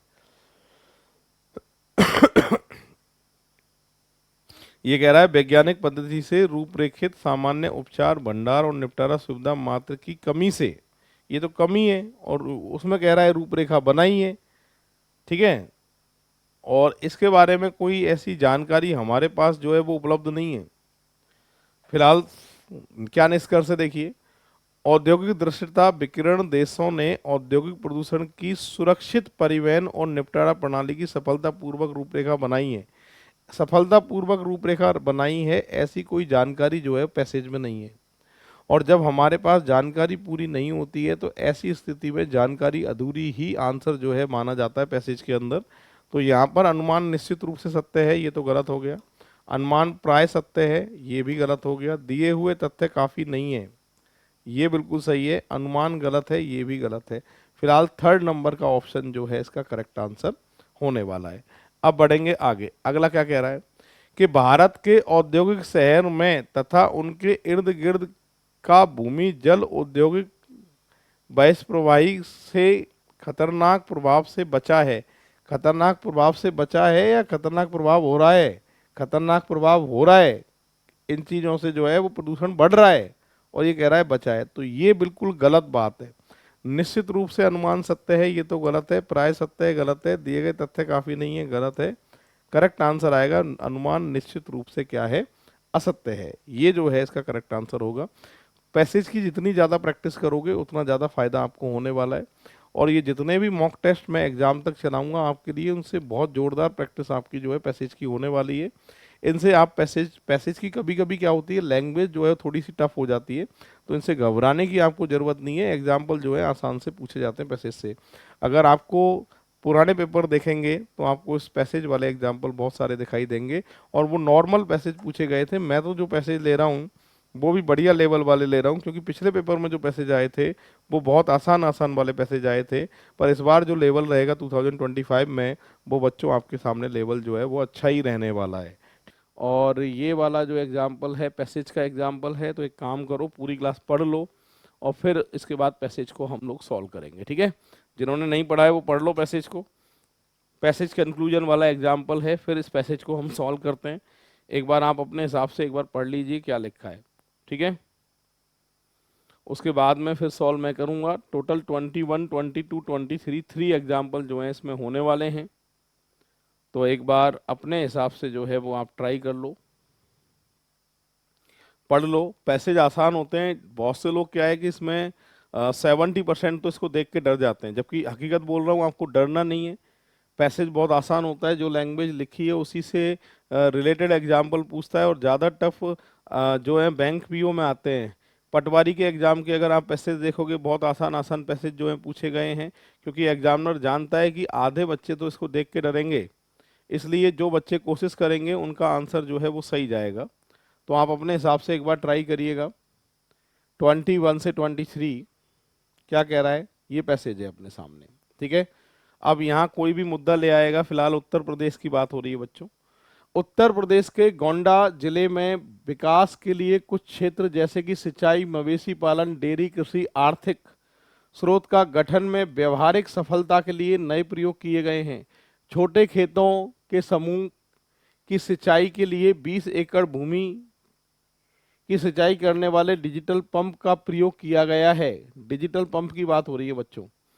युवक को इंजन पंप खरीदने के लिए बैंक से ऋण दिया गया था, जिसे खरीदकर वह उसे कृषक को किराए पर देने लगा। हाँ जी, पंप खरीदने के लिए बैंक से इसने लोन लिया, और उसने क्या किया, पंप को और कृषकों को और किसानों को किराए पर देना शुरू कर दिया। और यह प्रयोग इस प्रकार सफल साबित हुआ कि गोंडा जिले में सिंचाई सुविधा से पूर्ण हो गया। मवेशी भी विभिन्न प्रकार के कृषि से जोड़ा गया है। विभिन्न क्षेत्रों में निर्धारित लक्ष्य को प्राप्त किया गया, जो एक व्यवहारिक क्रिया थी। यह सिर्फ लोगों के सही सुझाव, लगन एवं भागीदारी से संपन्न हो सका है। कल्पना एवं उनके दृश्य सादृश्य कार्य दोनों क्षेत्रों की समस्या से सही समाधान में मदद की है। हाँ जी, बात समझ में आ रही है। उत्तर प्रदेश का गोंडा जिला था, वहाँ पर क्या हुआ था कि पंप जेड से जो है वो पंप खरीद लिया था।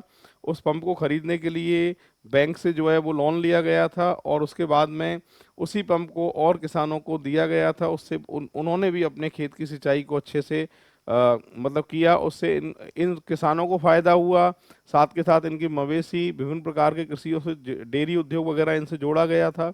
कहने का मतलब ये है कि गांव के प्रयास से, गांव, उत्तर प्रदेश के एक गांव के प्रयास से, एक बंदे के प्रयास से, एक पूरे गांव के प्रयास से जो है वो पूरा गांव जो है संपन्न कर दिया इन्होंने। अब इसमें पहला प्रश्न है 21। इस प्रकार के कार्य को शुरू करने से पहले गोंडा जिले में रहने वाले लोगों को कोई समस्या नहीं थी। कोई समस्या नहीं थी। अगर कोई समस्या ही नहीं थी तो फिर इतना ज़्यादा जो है वो सिंचाई की बात क्यों की जा रही है। तो यहाँ पर ये बात तो गलत है कि समस्या नहीं थी, समस्या पहले थी, तभी उसी के लिए, सिंचाई के लिए पंप खरीदा किसी व्यक्ति ने, उसी को औरों को किराए पे देने लगा, जिससे सिंचाई की जो पानी की जो आवश्यकता थी सिंचाई के लिए, वो सारी की सारी दूर हो गई। फिलहाल अनुमान जो है वो निश्चित रूप से गलत है, यानी डी ऑप्शन जो है इसका करेक्ट आंसर माना जाएगा, क्योंकि इसमें लिखा है समस्या नहीं थी, जबकि पैसेज में ऐसी कोई बात लिखी नहीं है, इसलिए ये बात जो है वो पैसेज की गलत मानी जाएगी। निष्कर्ष जो है वो गलत है। 22, किसी किसान को इंजन पंप खरीदना उसकी क्षमता से अधिक हो सकता है। बिल्कुल हो सकता है। इसमें एक किसान था जिसने पंप खरीदा और उसकी क्षमताओं से अधिक जो है उन्होंने प्रॉफिट उठाया, लाभ उठाया उसका। तो ये जो है अनुमान निश्चित रूप से सत्य है, एक आंसर सही माना जाएगा। गोंडा जिले के लोगों को खेती करना उनका पूर्व का व्यवसाय नहीं था। ऐसा कहीं लगा है पूर्व का व्यवसाय नहीं था, ऐसी कोई जानकारी है क्या? कि सर इसके बारे में हमारे पास कोई भी जानकारी नहीं है, और इसके बारे में जानकारी नहीं है कि व्यवसाय नहीं था। किसानों का जो काम होता है वो खेती करना होता है बच्चों। तो यहाँ लिखा है गोंडा जिले के लोगों को खेती करना उसका पूर्व का व्यवसाय नहीं था, पहले का व्यवसाय नहीं था। ये बात गलत है, 100% गलत है। आंकड़े अधूरे नहीं दे सकते, क्योंकि किसानों का काम है भाई, किसानों का काम है अपने खेतों की जो है वो सिंचाई करना, उनमें पानी वगैरह का ध्यान रखना। तो यहाँ पर अनुमान निश्चित रूप से क्या है, सत्य है। तो डी ऑप्शन यानी 4 नंबर का ऑप्शन इसका करेक्ट आंसर माना जाएगा। ये 23 नंबर का एग्जाम्पल था। ये पैसेज है, आप एक बार पैसेज को पढ़ लीजिएगा और फिर उसके बाद पैसेज को हम सॉल्व करेंगे। एक बार क्या लिखा है इसकी लैंग्वेज पढ़ लो और उसके बाद में फिर हम पैसेज को डिस्कस करते हैं। तो 10 से 12 का ये पूरा सेट था और फिलहाल इस सेट को जो है हम अभी सॉल्व करेंगे। एक बार अपने हिसाब से आप क्या लिखा है पैसेज में, किसके बारे में चर्चा की गई है, उसको आपको देखना है उस पॉइंट के हिसाब से। फिर 3 एग्जाम्पल जो है पटवार में पैसेज से पूछे जाते हैं, तो इन तीनों पे फिर हम चर्चा करेंगे और इनके जो है आंसर आपके सामने हम देंगे। ठीक है, तो फिलहाल आप देख लीजिए 10 से 12 का सेट है।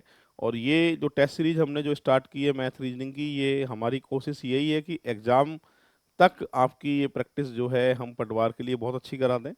और ये सारे के सारे जो टेस्ट पेपर हैं रीजनिंग ऋषि सर एप्लीकेशन पे भी आपको जो है प्रोवाइड होंगे। उस पे सारे पेपर आप कभी भी दे सकते हैं, कितनी बार भी दे सकते हैं, वो सारी चीज़ें जो रहेंगी। और साथ के साथ कोर्स भी ऋषि सर रीजनिंग एप्लीकेशन पे आपको मिल जाएगा पटवार का। चलिए क्या कह रहा है सुनो। यहाँ पर 10 से 12 किसकी बात हो रही है, किस टॉपिक पे बात हो रही है उसकी बात कर लेते हैं। हृदय वाहिनी संबंधी रोग इतने अधिक प्रचलित हो गए हैं कि वस्तुतः सभी व्यवसाय में ऐसे कर्मचारियों के होने की संभावना है जो इस रोग से पीड़ित हैं। ये हृदय रोगों की समस्या जो है वो बढ़ रही है। आपने देखा भी होगा कि भाई आजकल जो है इस तरह के एग्जाम्पल भी आपको देखने को मिलते होंगे कि भाई हृदय रोगों से पीड़ित जो हैं कर्मचारी, उनकी संख्या जो है बढ़ती जा रही है दिन ब दिन।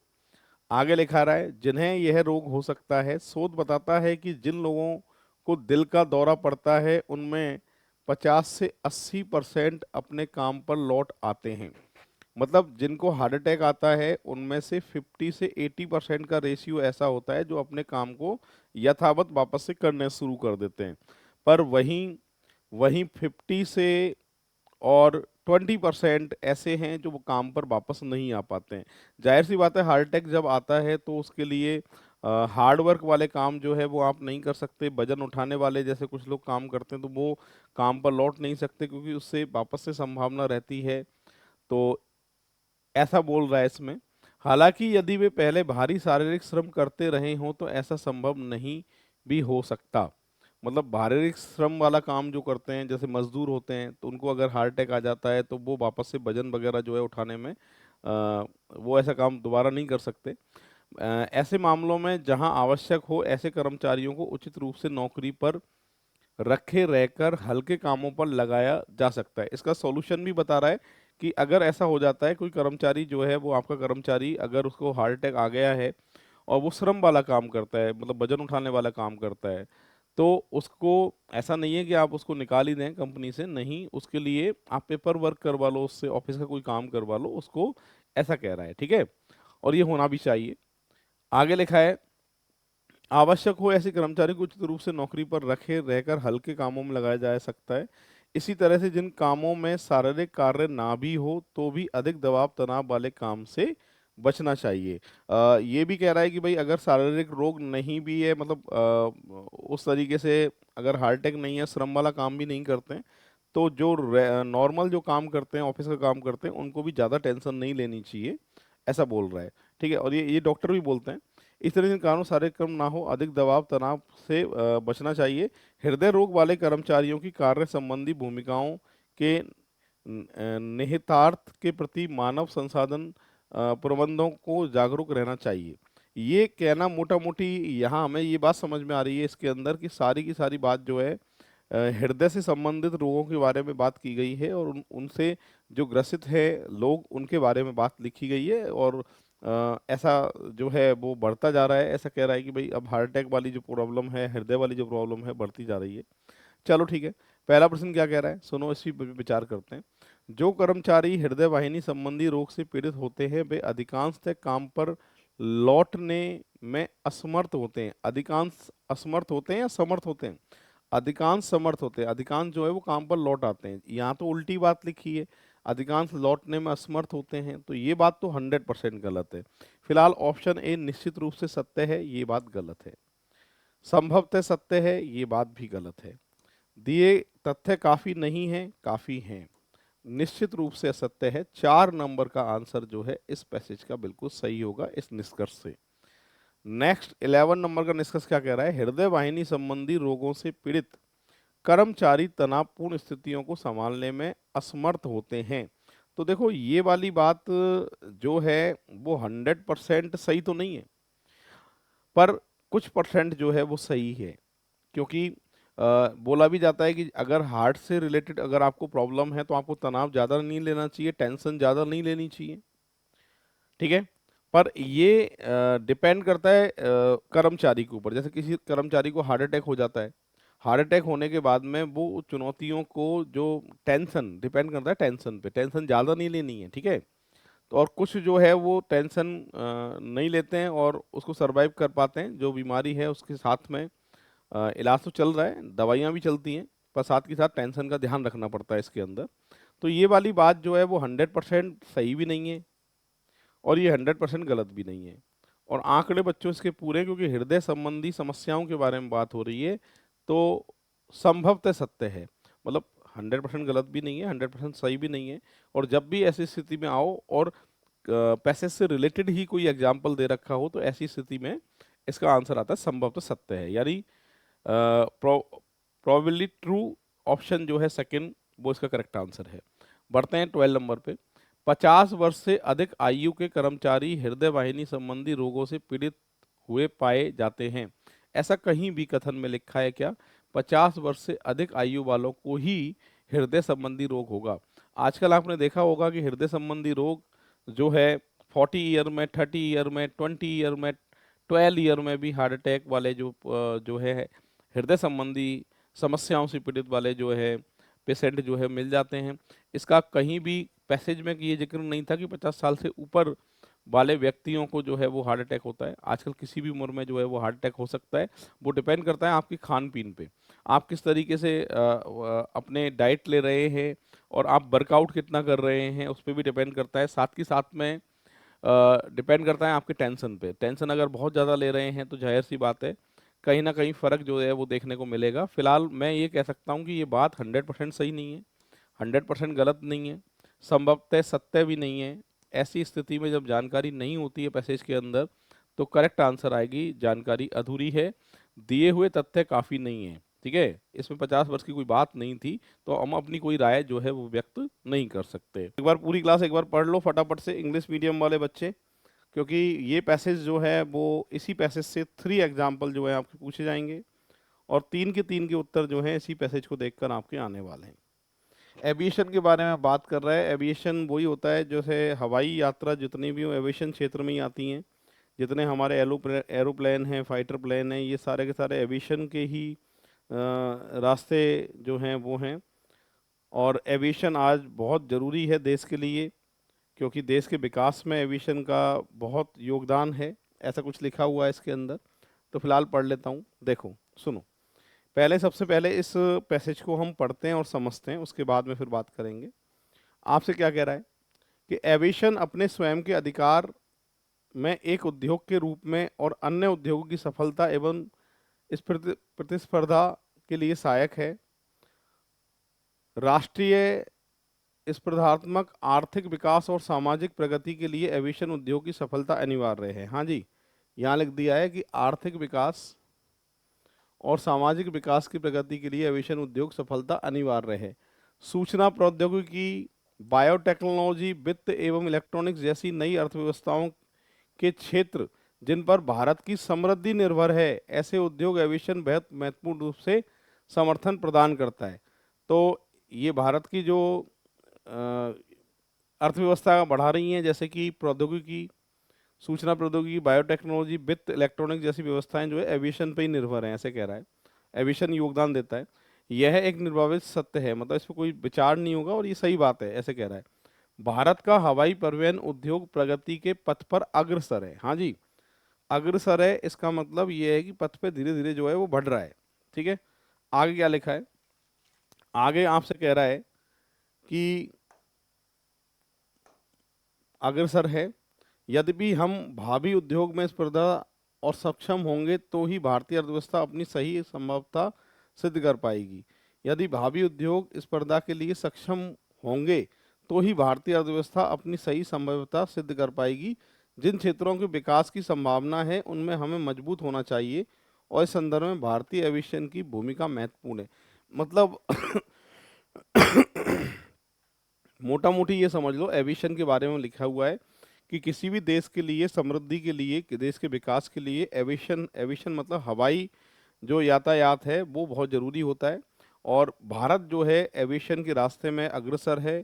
और भारत की जो जैसी अर्थव्यवस्थाएं, सूचना प्रौद्योगिकी, बायोटेक्नोलॉजी, इनमें एविएशन का बहुत महत्वपूर्ण योगदान है। एविएशन के बारे में पूरी कहानी लिखी हुई है। अब इससे निष्कर्ष क्या कह रहा है? पहला, भारत का आधारभूत संरचना के विकास में विशाल निवेश करने की जरूरत है। ये बात 100% तो सही नहीं है और 100% जो है वो गलत भी नहीं है, संभवतः गलत भी नहीं है, डी भी गलत है। आंकड़े तो पूरे हैं, एविएशन की बात हो रही है, आधारभूत संरचना के बारे में ही बात लिखी हुई है। तो फिलहाल यहाँ पर करेक्ट आंसर आएगा संभवतः सत्य। तो ये जो लिखा हुआ है निष्कर्ष, ये 100% सही नहीं है, पर ये संभवतः सत्य है, क्योंकि निवेश की जरूरत है। भारत जितना ज़्यादा निवेश करेगा, निवेश का मतलब जैसे जगह जगह जो है एयरपोर्ट खोले जाएं, हवाई अड्डे खोले जाएं, जिससे एविएशन का फ़ायदा जो है आम जनता उठा सकती है, और उठाने के कारण जो है वो यातायात बढ़ेगा और इससे प्रॉफिट भी होगा देश का और विकास भी होगा। तो ये बात संभवतः सत्य है। भारत के आर्थिक विकास के लिए इसके विशाल निवेश करने की जरूरत है।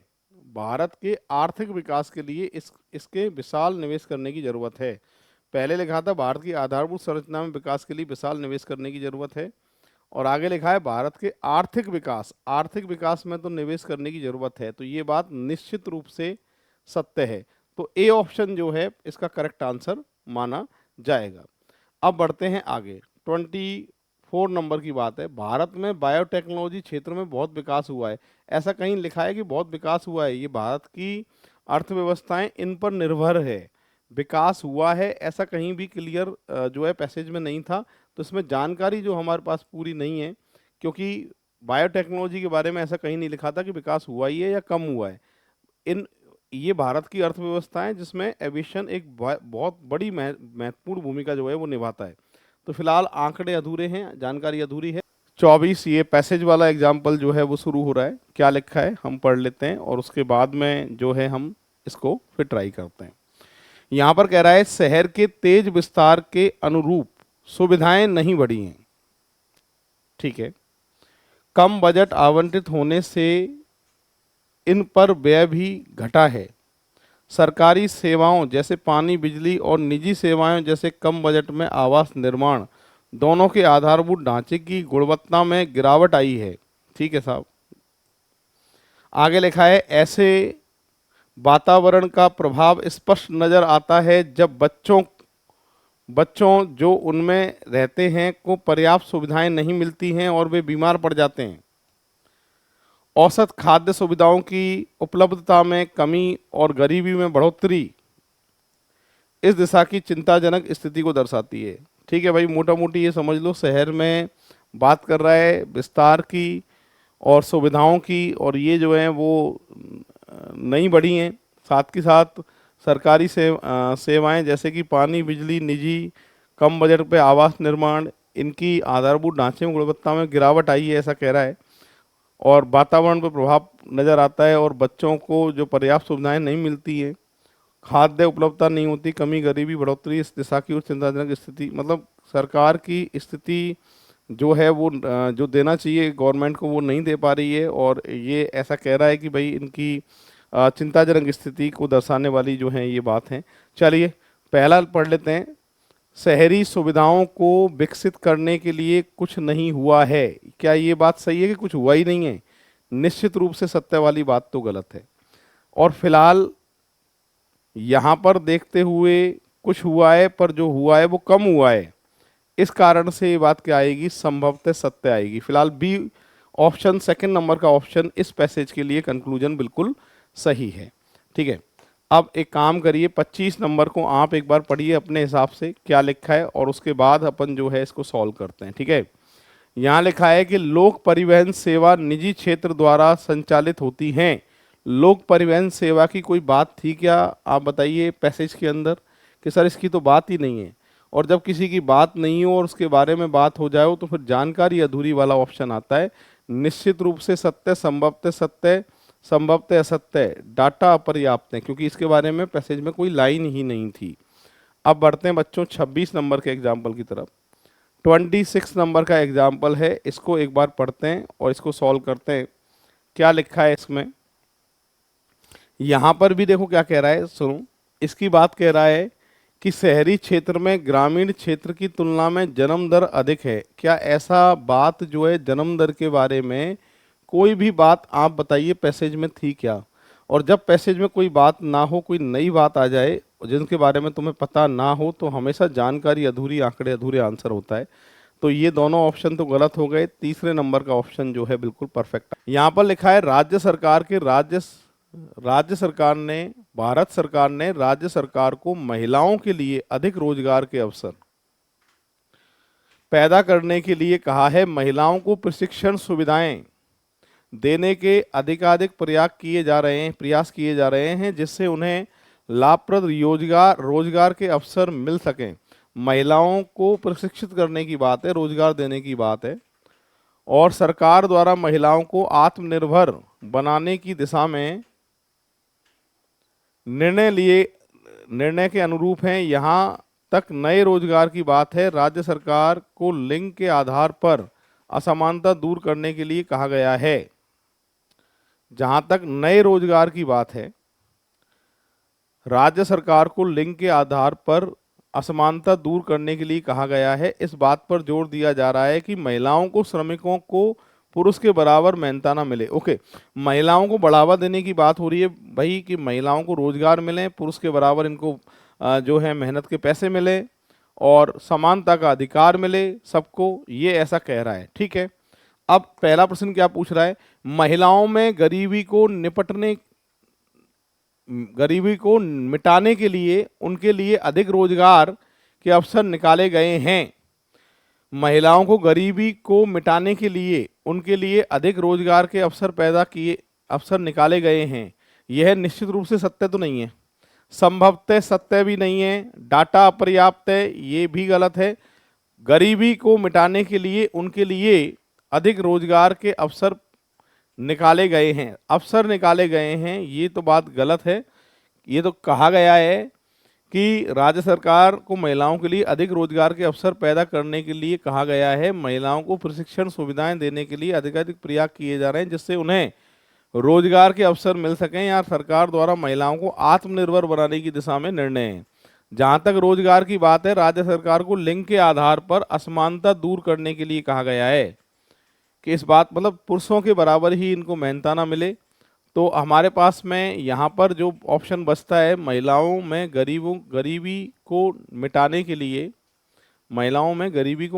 लिए, उनके लिए अधिक रोजगार, गरीबी की कोई बात ही नहीं है। महिलाओं को समानता देना है और पुरुषों के बराबर इनको पेमेंट मिले और रोजगार के अवसर बराबर मिले, इस पे जोर दिया जा रहा था। तो इसलिए संभवतः असत्य नहीं, फुल असत्य जो है वो आंसर माना जाएगा, डी ऑप्शन। सरकार की इस नीति से महिलाओं को बहुत लाभ हुआ है, ऐसा कहीं क्लियर है कि लाभ हुआ ही है, निश्चित रूप से गलत, संभवतः सत्य और निश्चित रूप से सत्य ही तो गलत होंगे। संभवतः असत्य, ये भी बात गलत है, हो सकता है लाभ हो, पर यहाँ पर डाटा पर्याप्त है, क्योंकि जानकारी ऐसी लिखी नहीं है कि लाभ हुआ ही है इनको, इसलिए आंसर जो है ये माना जाएगा। फिलहाल आप 22 को एक बार पढ़िए क्या लिखा है, और उसके बाद में फिर आंसर आपको देना है। सरकार का पुरुष और महिलाओं में समानता पर जोर है, यस, ये बात पे ही पूरा पैसेज था, तो ये बात जो है निश्चित रूप से क्या है, सही है। पूरी क्लास देख लो क्या लिखा हुआ है। अब मैं समझाता हूं इस पैसेज को, सुनो। यहां पर लिखा है कि आमतौर पर यह माना जाता है कि यदि किसी वर्ष मानसून कम हो तो उसका लाखों लोगों के जीवन पर महत्वपूर्ण ढंग से नकारात्मक असर होता है। मानसून कम हो तो, ठीक है, कुछ जीवन जैसे कि किसानों की फसल कम होने से सीधे प्रभावित होंगे, दूसरे परोक्ष रूप से प्रभावित होंगे क्योंकि आर्थिक विकास धीमा हो जाएगा। ओके, कम मानसून से। इसी तरह अच्छी मानसून वाले वर्ष में बहुत से जिंदगी में मुस्कान और समृद्धि ले आते हैं। मतलब मानसून बहुत जरूरी है, ये कहना चाहता है। उदाहरण के लिए भारत ने हाल ही के वर्षों में निष्पादक वर्षों के बाद विकास दर में तेज उछाल दर्ज की है। ठीक है साहब। यह दुर्भाग्यपूर्ण चक्र लाखों गरीब और अभाव जिंदगियों को प्रभावित करता है, लेकिन ऐसा होना जरूरी नहीं है। वित्तीय अर्थशास्त्र की शब्दावली में मानसून का जोखिम विशाखित की जा सकने वाला जोखिम है। दूसरे शब्दों में यह एक बीमा जोखिम है। हालांकि हर कोई सोचेगा कि जब हर किसी पर खराब मानसून का प्रतिकूल प्रभाव पड़ रहा हो तो उसके बदले बीमा कौन उपलब्ध कराएगा? उत्तर है अंतर्राष्ट्रीय निवेशक। ओके, तो अंतर्राष्ट्रीय निवेशक के बारे में बात हो रही है और मानसून के बारे में बात हो रही है। अब इससे रिलेटेड क्या प्रश्न पूछे हैं? ये पूछ रहा है कि पिछले कुछ वर्षों के दौरान भारत में केवल केवल हर एकांतर वर्ष ही अच्छा मानसून आया है, कहीं भी पूरे इसमें एकांतर वर्षों में ही अच्छा मानसून आया, ऐसा कहीं लिखा है क्या पूरे पैसेज में? कहीं भी नहीं लिखा है। और जब जिसके बारे में बात ही नहीं होगी तो उसके बारे में ना तो तुम सही कर सकते बेटा, ना गलत कर सकते। जानकारी अधूरी जो है ऐसे प्रश्न का आंसर होता है। तो यहाँ पर निश्चित रूप से सत्य गलत, संभव से सत्य गलत, डाटा अपर्याप्त है। बिल्कुल हमारे पास कोई जानकारी नहीं है इसलिए डाटा अपर्याप्त है। 3 नंबर का ऑप्शन इसका सही आंसर होने वाला है। अब बढ़ते हैं बच्चों आगे। भारत में बाहर के अधिसंख्यक लोग भारत में खराब मानसून से प्रभावित नहीं होते। बाहर के अधिसंख्यक लोग भारत में खराब मानसून से प्रभावित नहीं होते। नहीं होते वाली बात कहीं है, प्रभावित होते हैं भाई, नहीं होते हैं ये वाली बात। और दूसरी बात, बाहर के भारत से बाहर की बात हो रही थी क्या कहीं भी? यहाँ पर जितनी भी बात हो रही थी वो सब भारत के बारे में बात हो रही थी, भारत के बाहर के बारे में कोई बात ही नहीं है इसके अंदर। और मैंने कहा था जिसके बारे में पता ना हो सही गलत नहीं करते, सीधे जानकारी अधूरी करनी होती है। इसलिए इसका निश्चित रूप से सत्य सत्य असत्य गलत होगा। आंसर आएगा डाटा अपर्याप्त है, क्योंकि बाहर के लोगों की हमारे पास कोई जानकारी थी नहीं पूरे पैसेज के अंदर। एक और एग्जाम्पल पूछा था, कम मानसून भारत में सिर्फ गरीब लोगों के जीवन पर प्रतिकूल प्रभाव डालती है। सिर्फ सिर्फ गरीब लोगों के जीवन पर प्रतिकूल प्रभाव डालती है। तो ये वाली बात देखो, गरीब लोग प्रभावित तो होते हैं मानसून से, जाहिर सी बात है, सिर्फ उन्हीं पे प्रतिकूल प्रतिकूल प्रभाव डालती है। ये बात निश्चित रूप से सत्य तो नहीं होगी, संभवतः सत्य भी नहीं है। आंकड़े जो हैं वो पूरे हैं। संभवतः असत्य, 100% असत्य नहीं। तो आंसर आएगा निश्चित रूप से असत्य। संभवतः असत्य जो है वो गलत हो गया, निश्चित रूप से ये गलत बात है।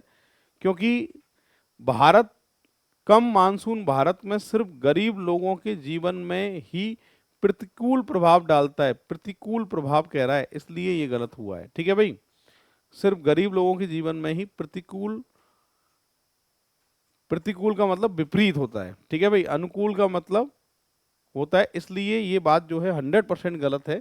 तो फिलहाल इसका जो आंसर है वो 4th नंबर का आंसर जो है सही माना जाएगा। पूरी क्लास एक बार पैसेज को पढ़ लो, फिर इससे रिलेटेड जो भी एग्जाम्पल हैं उनको अपन सॉल्व करेंगे। 22 से और 24 नंबर का एग्जाम्पल है, क्या क्रम बनना है वो एक बार देख लेंगे पैसेज का। यहाँ पर लिखा है नवीनतम आंकड़े यह दर्शाते हैं कि कुल मिलाकर बिजली के हालात बदतर ही हुए हैं। बिजली के हालात की बात है, बिजली के हालात जो है वो खराब हुए हैं, बदतर हुए हैं।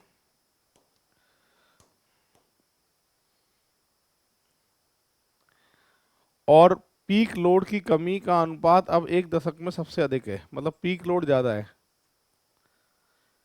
समग्रता में बिजली की कमी रिकॉर्ड स्तर तक पहुंच गई है और लगभग निश्चित ही लगता है कि क्षेत्र में वास्तविक सुधारों के बिना और गिरावट आएगी। बिजली की व्यवस्था में आक्रामक तकनीकी और वाणिज्य नुकसान कुल बिजली निर्माण के 1/3 से अधिक ही रहते हैं। अखिल भारतीय क्षमता में वृद्धि लक्ष्य में काफी काफी नीचे हैं। बिजली क्षमता को बढ़ाने के मंद गति उपकरण और कौशल की कमी की वजह से हैं, ठीक है।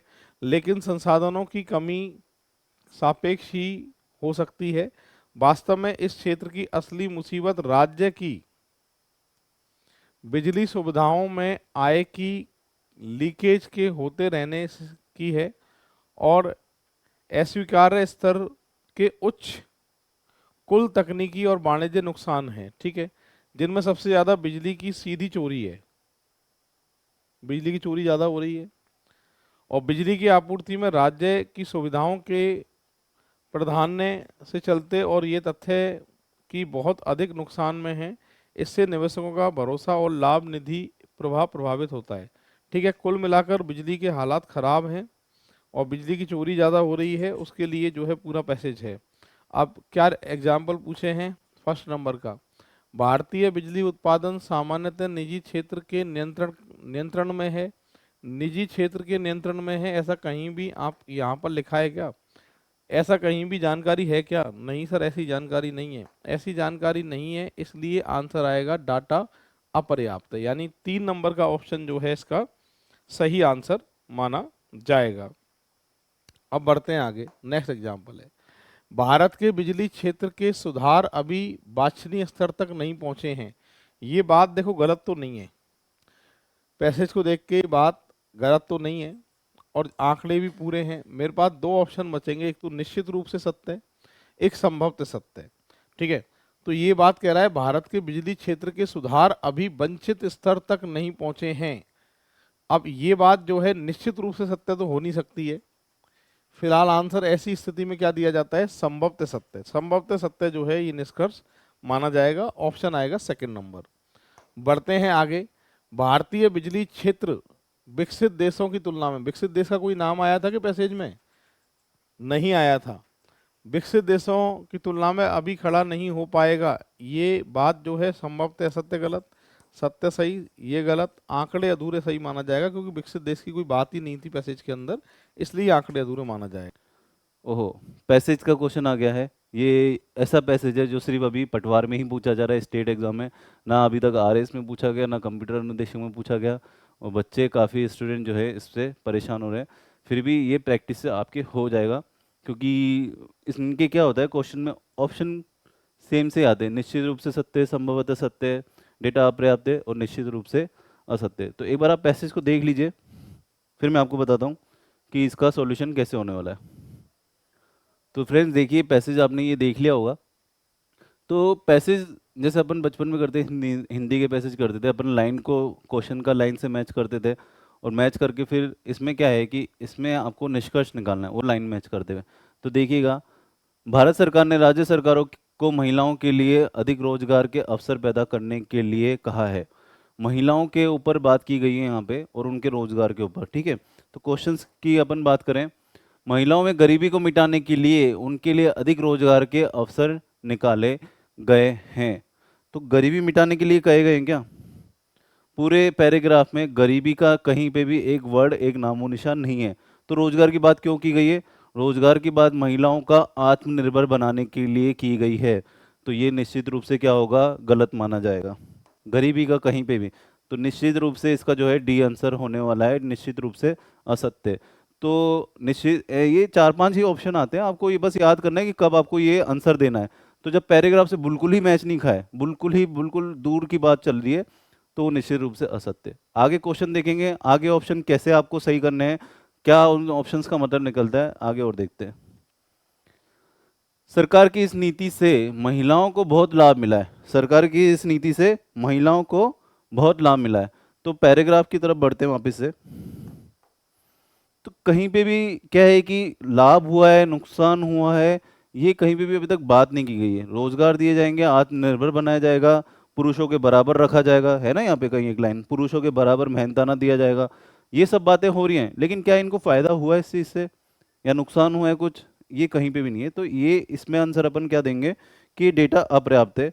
हमने क्या है कि योजना तो लागू कर ली, योजना तो लागू कर ली, लेकिन उसका रिजल्ट क्या आया उसका हमारे पास डेटा है नहीं अभी तक, इसलिए डेटा अपर्याप्त है। अंतिम क्वेश्चन ये आपके दे रखा है, सरकार का पुरुष और महिलाओं में समानता पर जोर है। ठीक है, तो ये जो था एकदम सही बात है। क्यों? क्योंकि मैंने लास्ट लास्ट में एक अंडरलाइन किया था, पुरुष के बराबर मेहनताना। ठीक है, पुरुष के बराबर मेहनताना मिले, तो इसका मतलब क्या है कि पूरा पूरा जोर दिया जा रहा है कि पुरुष के बराबर महिलाओं को रखा जाए। तो इसलिए ये क्या आंसर होने वाला है इसका, जो अंतिम जो क्वेश्चन था, इसका निश्चित रूप से सत्य, मतलब कि 1 नंबर होने वाला है। क्वेश्चन पहला आपको दे रखा था, पैसेज पे बेस्ड था। ठीक है, ये इंग्लिश में दे रखा है, इसका हिंदी वर्जन ये है। तो ये आपने पेपर अटेम्प्ट किया है तो पढ़ा भी होगा इस पैसेज को पूरा। पैसेज जो बेस्ड है ये आपके भरपूर खरीद हुई है किसकी, गेहूं की राज्य में। ठीक है, जून के अंत तक लोक संस्थाओं द्वारा लगभग 40 से 45 मिलियन टन अनाज का भंडारण हो चुका होगा, जो देश के इतिहास में सर्वाधिक होगा। ये भंडारण देश की आवश्यकता से अधिक होगा। इससे अब देश की खाद्य सुरक्षा को कोई खतरा नहीं रहेगा, चाहे आने वाले लगातार 2 वर्ष अकाल पड़ जाए। परंतु ये आश्चर्य की बात है कि अनाज की भरपूर आवक होने के बाद भी अकाल के बावजूद देश में चारों ओर भूखमरी है। ठीक है, अब कहना क्या चाह रहा है कि गेहूं तो हमारे पास बहुत सारी है, लेकिन क्या हो रहा है, फिर भी भूखमरी फैले जा रही है। आगे देखिए, डेटा भी दे रखा है, देश की लगभग 1/3 आबादी भूख भूख की समस्या से ग्रस्त है। आवश्यकता से अधिक अनाज और अत्यधिक भूखमरी की विरोधाभासी स्थिति पर देश की नीति निर्माताओं को गंभीर चिंतन करना चाहिए। वर्तमान नीति को तेज आर्थिक प्रगति एवं गरीबी घटाने के परिप्रेक्ष्य में परखना चाहिए। तो नीति निर्देशन के जो भी हमारे सरकार नीतियां निर्धारित करती हैं, उसके लिए भी सजेशन दे रखा है कि इस पे थोड़ा ध्यान देना चाहिए। अब इसमें क्वेश्चंस की तरफ बढ़ते हैं। क्वेश्चन क्या कह रहा है, नीति निर्माता व्याप्त भुखमरी से बेखबर है। तो देखिए, जो नीति निर्माता जो होते हैं, उनके पास पूरा डेटा रहता है, किस चीज़ का, भुखमरी का भी। ठीक है, और जो ये पूरा डेटा है कि अनाज कितना हुआ है, लेकिन अनाज इतना सारा होने के बाद में भी भुखमरी फैले जा रही है। तो इसके लिए हम क्या कहेंगे कि ये सत्य तो है, लेकिन इसको संभवतः सत्य कहा जाएगा। ठीक है, क्योंकि क्या हो रहा है कि अपने पास अनाज बहुत सारा है फिर भी भुखमरी फैले जा रही है, तो उसके लिए शायद इनको ये बेखबर है, शायद कह सकते हैं, इसलिए इसको संभवतः सत्य कहा जाएगा। बी इसका सही आंसर होने वाला है। सेकंड क्वेश्चन देखिए, भारत में हमेशा लगातार 2 वर्ष अकाल को झेलने का अनाज भंडारण रहता है। लगातार 2 साल की बात नहीं की गई, इस बार जो भंडारण हुआ है उसकी बात की गई है। देखिए, लगभग 40 से 45 मिलियन है ना, और कब की हुई है, भारत के उत्तर पश्चिम राज्यों में गेहूं भरपूर खरीद हो रही है और जून के अंत तक। तो इसी साल की बात हुई है, अगले साल की बात नहीं हुई है, तो लगातार की बात नहीं हुई, इसलिए इसका आंसर हम क्या देने वाले हैं, इसका आंसर जो होने वाला है संभवतः असत्य। संभवतः असत्य क्यों? क्योंकि क्या है कि जो 2 वर्ष का डेटा दे रखा है वो सिर्फ इस वर्ष का है, लगातार का नहीं है, आने वाले 2 साल में आएगा नहीं रहेगा, इसलिए इसको संभवतः असत्य कहेंगे। देश की 30% से अधिक आबादी को प्रतिदिन 2 बार का भोजन भी नसीब नहीं होता है। तो देखिएगा, इनमें ऑप्शन लगभग 4 या 5 तरह के ऑप्शन होते हैं। या तो आप देंगे पूर्णतः सत्य, या देंगे पूर्णतः गलत। पूर्णतः सत्य कब होगा, जब पैसे से as it is line match हो जाए, तब आपको पूर्णतः सत्य देना है। पूर्णतः गलत कब देना है, जब पैसेज में दी हुई बात के विरोध में जा रही हो। ठीक है, ये तो हाँ बोल रहा है लेकिन क्वेश्चन में ना के बारे में बोल रहा है, या क्वेश्चन में ना हाँ के बारे में बोल रहा है, पैसेज में ना दे रहा है। ठीक है, नेगेटिव आ रहा है, तो पूर्णतः गलत देना है। संभवतः सत्य और संभवतः सत्य अभी अपन ने किया है क्वेश्चन, कि भाई बात तो मैच खा रही है लेकिन पूरी तरीके से मैच नहीं खा पा रही। तो यहाँ पे देखिए, बात की गई देश की 30% से अधिक आबादी को प्रतिदिन 2 बार का भोजन नहीं मिल रहा है। पैसेज में ये साफ साफ कहा गया है कि 1/3 आबादी भूख। 1/3 का मतलब क्या होता है, 1/3 का मतलब होता है आपके 30%। ठीक है, तो पैसेज में सीधी सीधी लाइन दे रखी है, इसलिए उस वाले क्वेश्चन का हम आंसर क्या देंगे, निश्चित रूप से सत्य। फर्स्ट इसका आंसर होने वाला है। तो यही होता है इसमें पैसेज में, और कुछ भी नहीं है। आप पीवाईक्यू भी हमने पूरे सॉल्व करवाए हैं, इससे पहले भी बहुत सारे पेपर में हमने पैसेज डाला है, जिससे आपकी प्रैक्टिस अच्छे से अच्छे हो। ठीक है, अब अगला क्वेश्चन देखिए फ्रेंड्स, ये आ गया आपके पैसेज का। पैसेज में आपको एक बार मोटा मोटा तौर से पढ़ देता हूँ। हमारे देश में जल संसाधनों का बहुत कम उपयोग हुआ है। कम उपयोग का मुख्य कारण धन और तकनीक का अभाव है। देखिए, जल संसाधन है तो सही, लेकिन ढंग से यूज़ नहीं हो पा रहा, और यूज़ नहीं होने का रीज़न ये बता रहा है धन और तकनीक। टेक्नोलॉजी जो है वो हमारे पास शायद इतनी अच्छी नहीं है, और अपने हमारे पास पैसा भी नहीं था। जल संसाधनों का बहुत बड़ा भाग बाढ़, अबुद्धिमत्तापूर्ण सिंचाई और दैनिक कार्य में जल उपयोग में व्यर्थ हो जाता है। क्या बताया, 3 रीजन। बाढ़ का आना, ठीक है, बहुत बड़ा भाग बाढ़ में आना, अबुद्धिमत्तापूर्ण सिंचाई मतलब कि खेती बाड़ी अपन ढंग से नहीं कर पा रहे हैं, है ना, उस तरीके से नहीं कर पा रहे जिससे जल बच सके। दैनिक कार्यों में जैसे कपड़े धोना, नहाना धोना, उसमें भी बहुत व्यर्थ यूज़ कर रहे हैं। इससे हमारा क्या, जल संसाधन का ढंग से यूज़ नहीं हो पा रहा है। हम जल संसाधनों का पूरा उपयोग नदियों पर बांध बनाकर और लोगों में पानी व्यर्थ ना करने की चेतना जगाने की नीति अपनाकर कर सकते हैं। ठीक है, जल संसाधनों का पूरा उपयोग बताने का इसने क्या तरीका बताया कि या तो एक बांध बना दो, है ना, दूसरा क्या है, लोगों में जागरूकता चेतना पैदा कीजिए। अब क्वेश्चन देखिए क्या बोल रहा है। क्वेश्चन में हमारे देश में सिंचाई के लिए बहुत जमीन है। सर सिंचाई की बात तो हुई है लेकिन जमीनों की बात नहीं हुई यहाँ पे, तो इसलिए क्या करेंगे अपन, डेटा अपर्याप्त है। अगर सिंचाई की कुछ होता ही नहीं, ठीक है, होता ही नहीं, इसके अंदर सिंचाई की बात ही नहीं होती, तो अपन क्या करते हैं, पूर्णतः गलत है। लेकिन यहाँ पर क्या है, डेटा अपर्याप्त है। बात करें जल संसाधनों के संरक्षण में बांधों का निर्माण एक आवश्यक कदम है। लास्ट में उसने लाइन बोली थी, या तो बांध बना दो या दूसरा एक और तरीका क्या बताया था, चेतना जगाना। तो दोनों ही तरीके सही है, तो ये निश्चित रूप से सही है। आपको पैसेज के अकॉर्डिंग चलना है, आपको अपने अकॉर्डिंग नहीं चलना है कि सर नहीं बांध ही क्या हो, अभी भी और भी तरीके हैं। पैसेज में सिर्फ बांध दे रखा है और चेतना दे रखी है, व्यक्तियों में चेतना जगाने की। बाढ़ आने से जल संसाधन की बढ़ोतरी होती है। अरे बढ़ोतरी होती है क्या, उसने 3 रीजन बताए थे जिससे जल संसाधनों की कमी होती है। ये तो सरासर गलत है, निश्चित रूप से असत्य। इसको मैं क्रॉस क्यों कर रहा हूँ, यही आंसर है। ठीक है,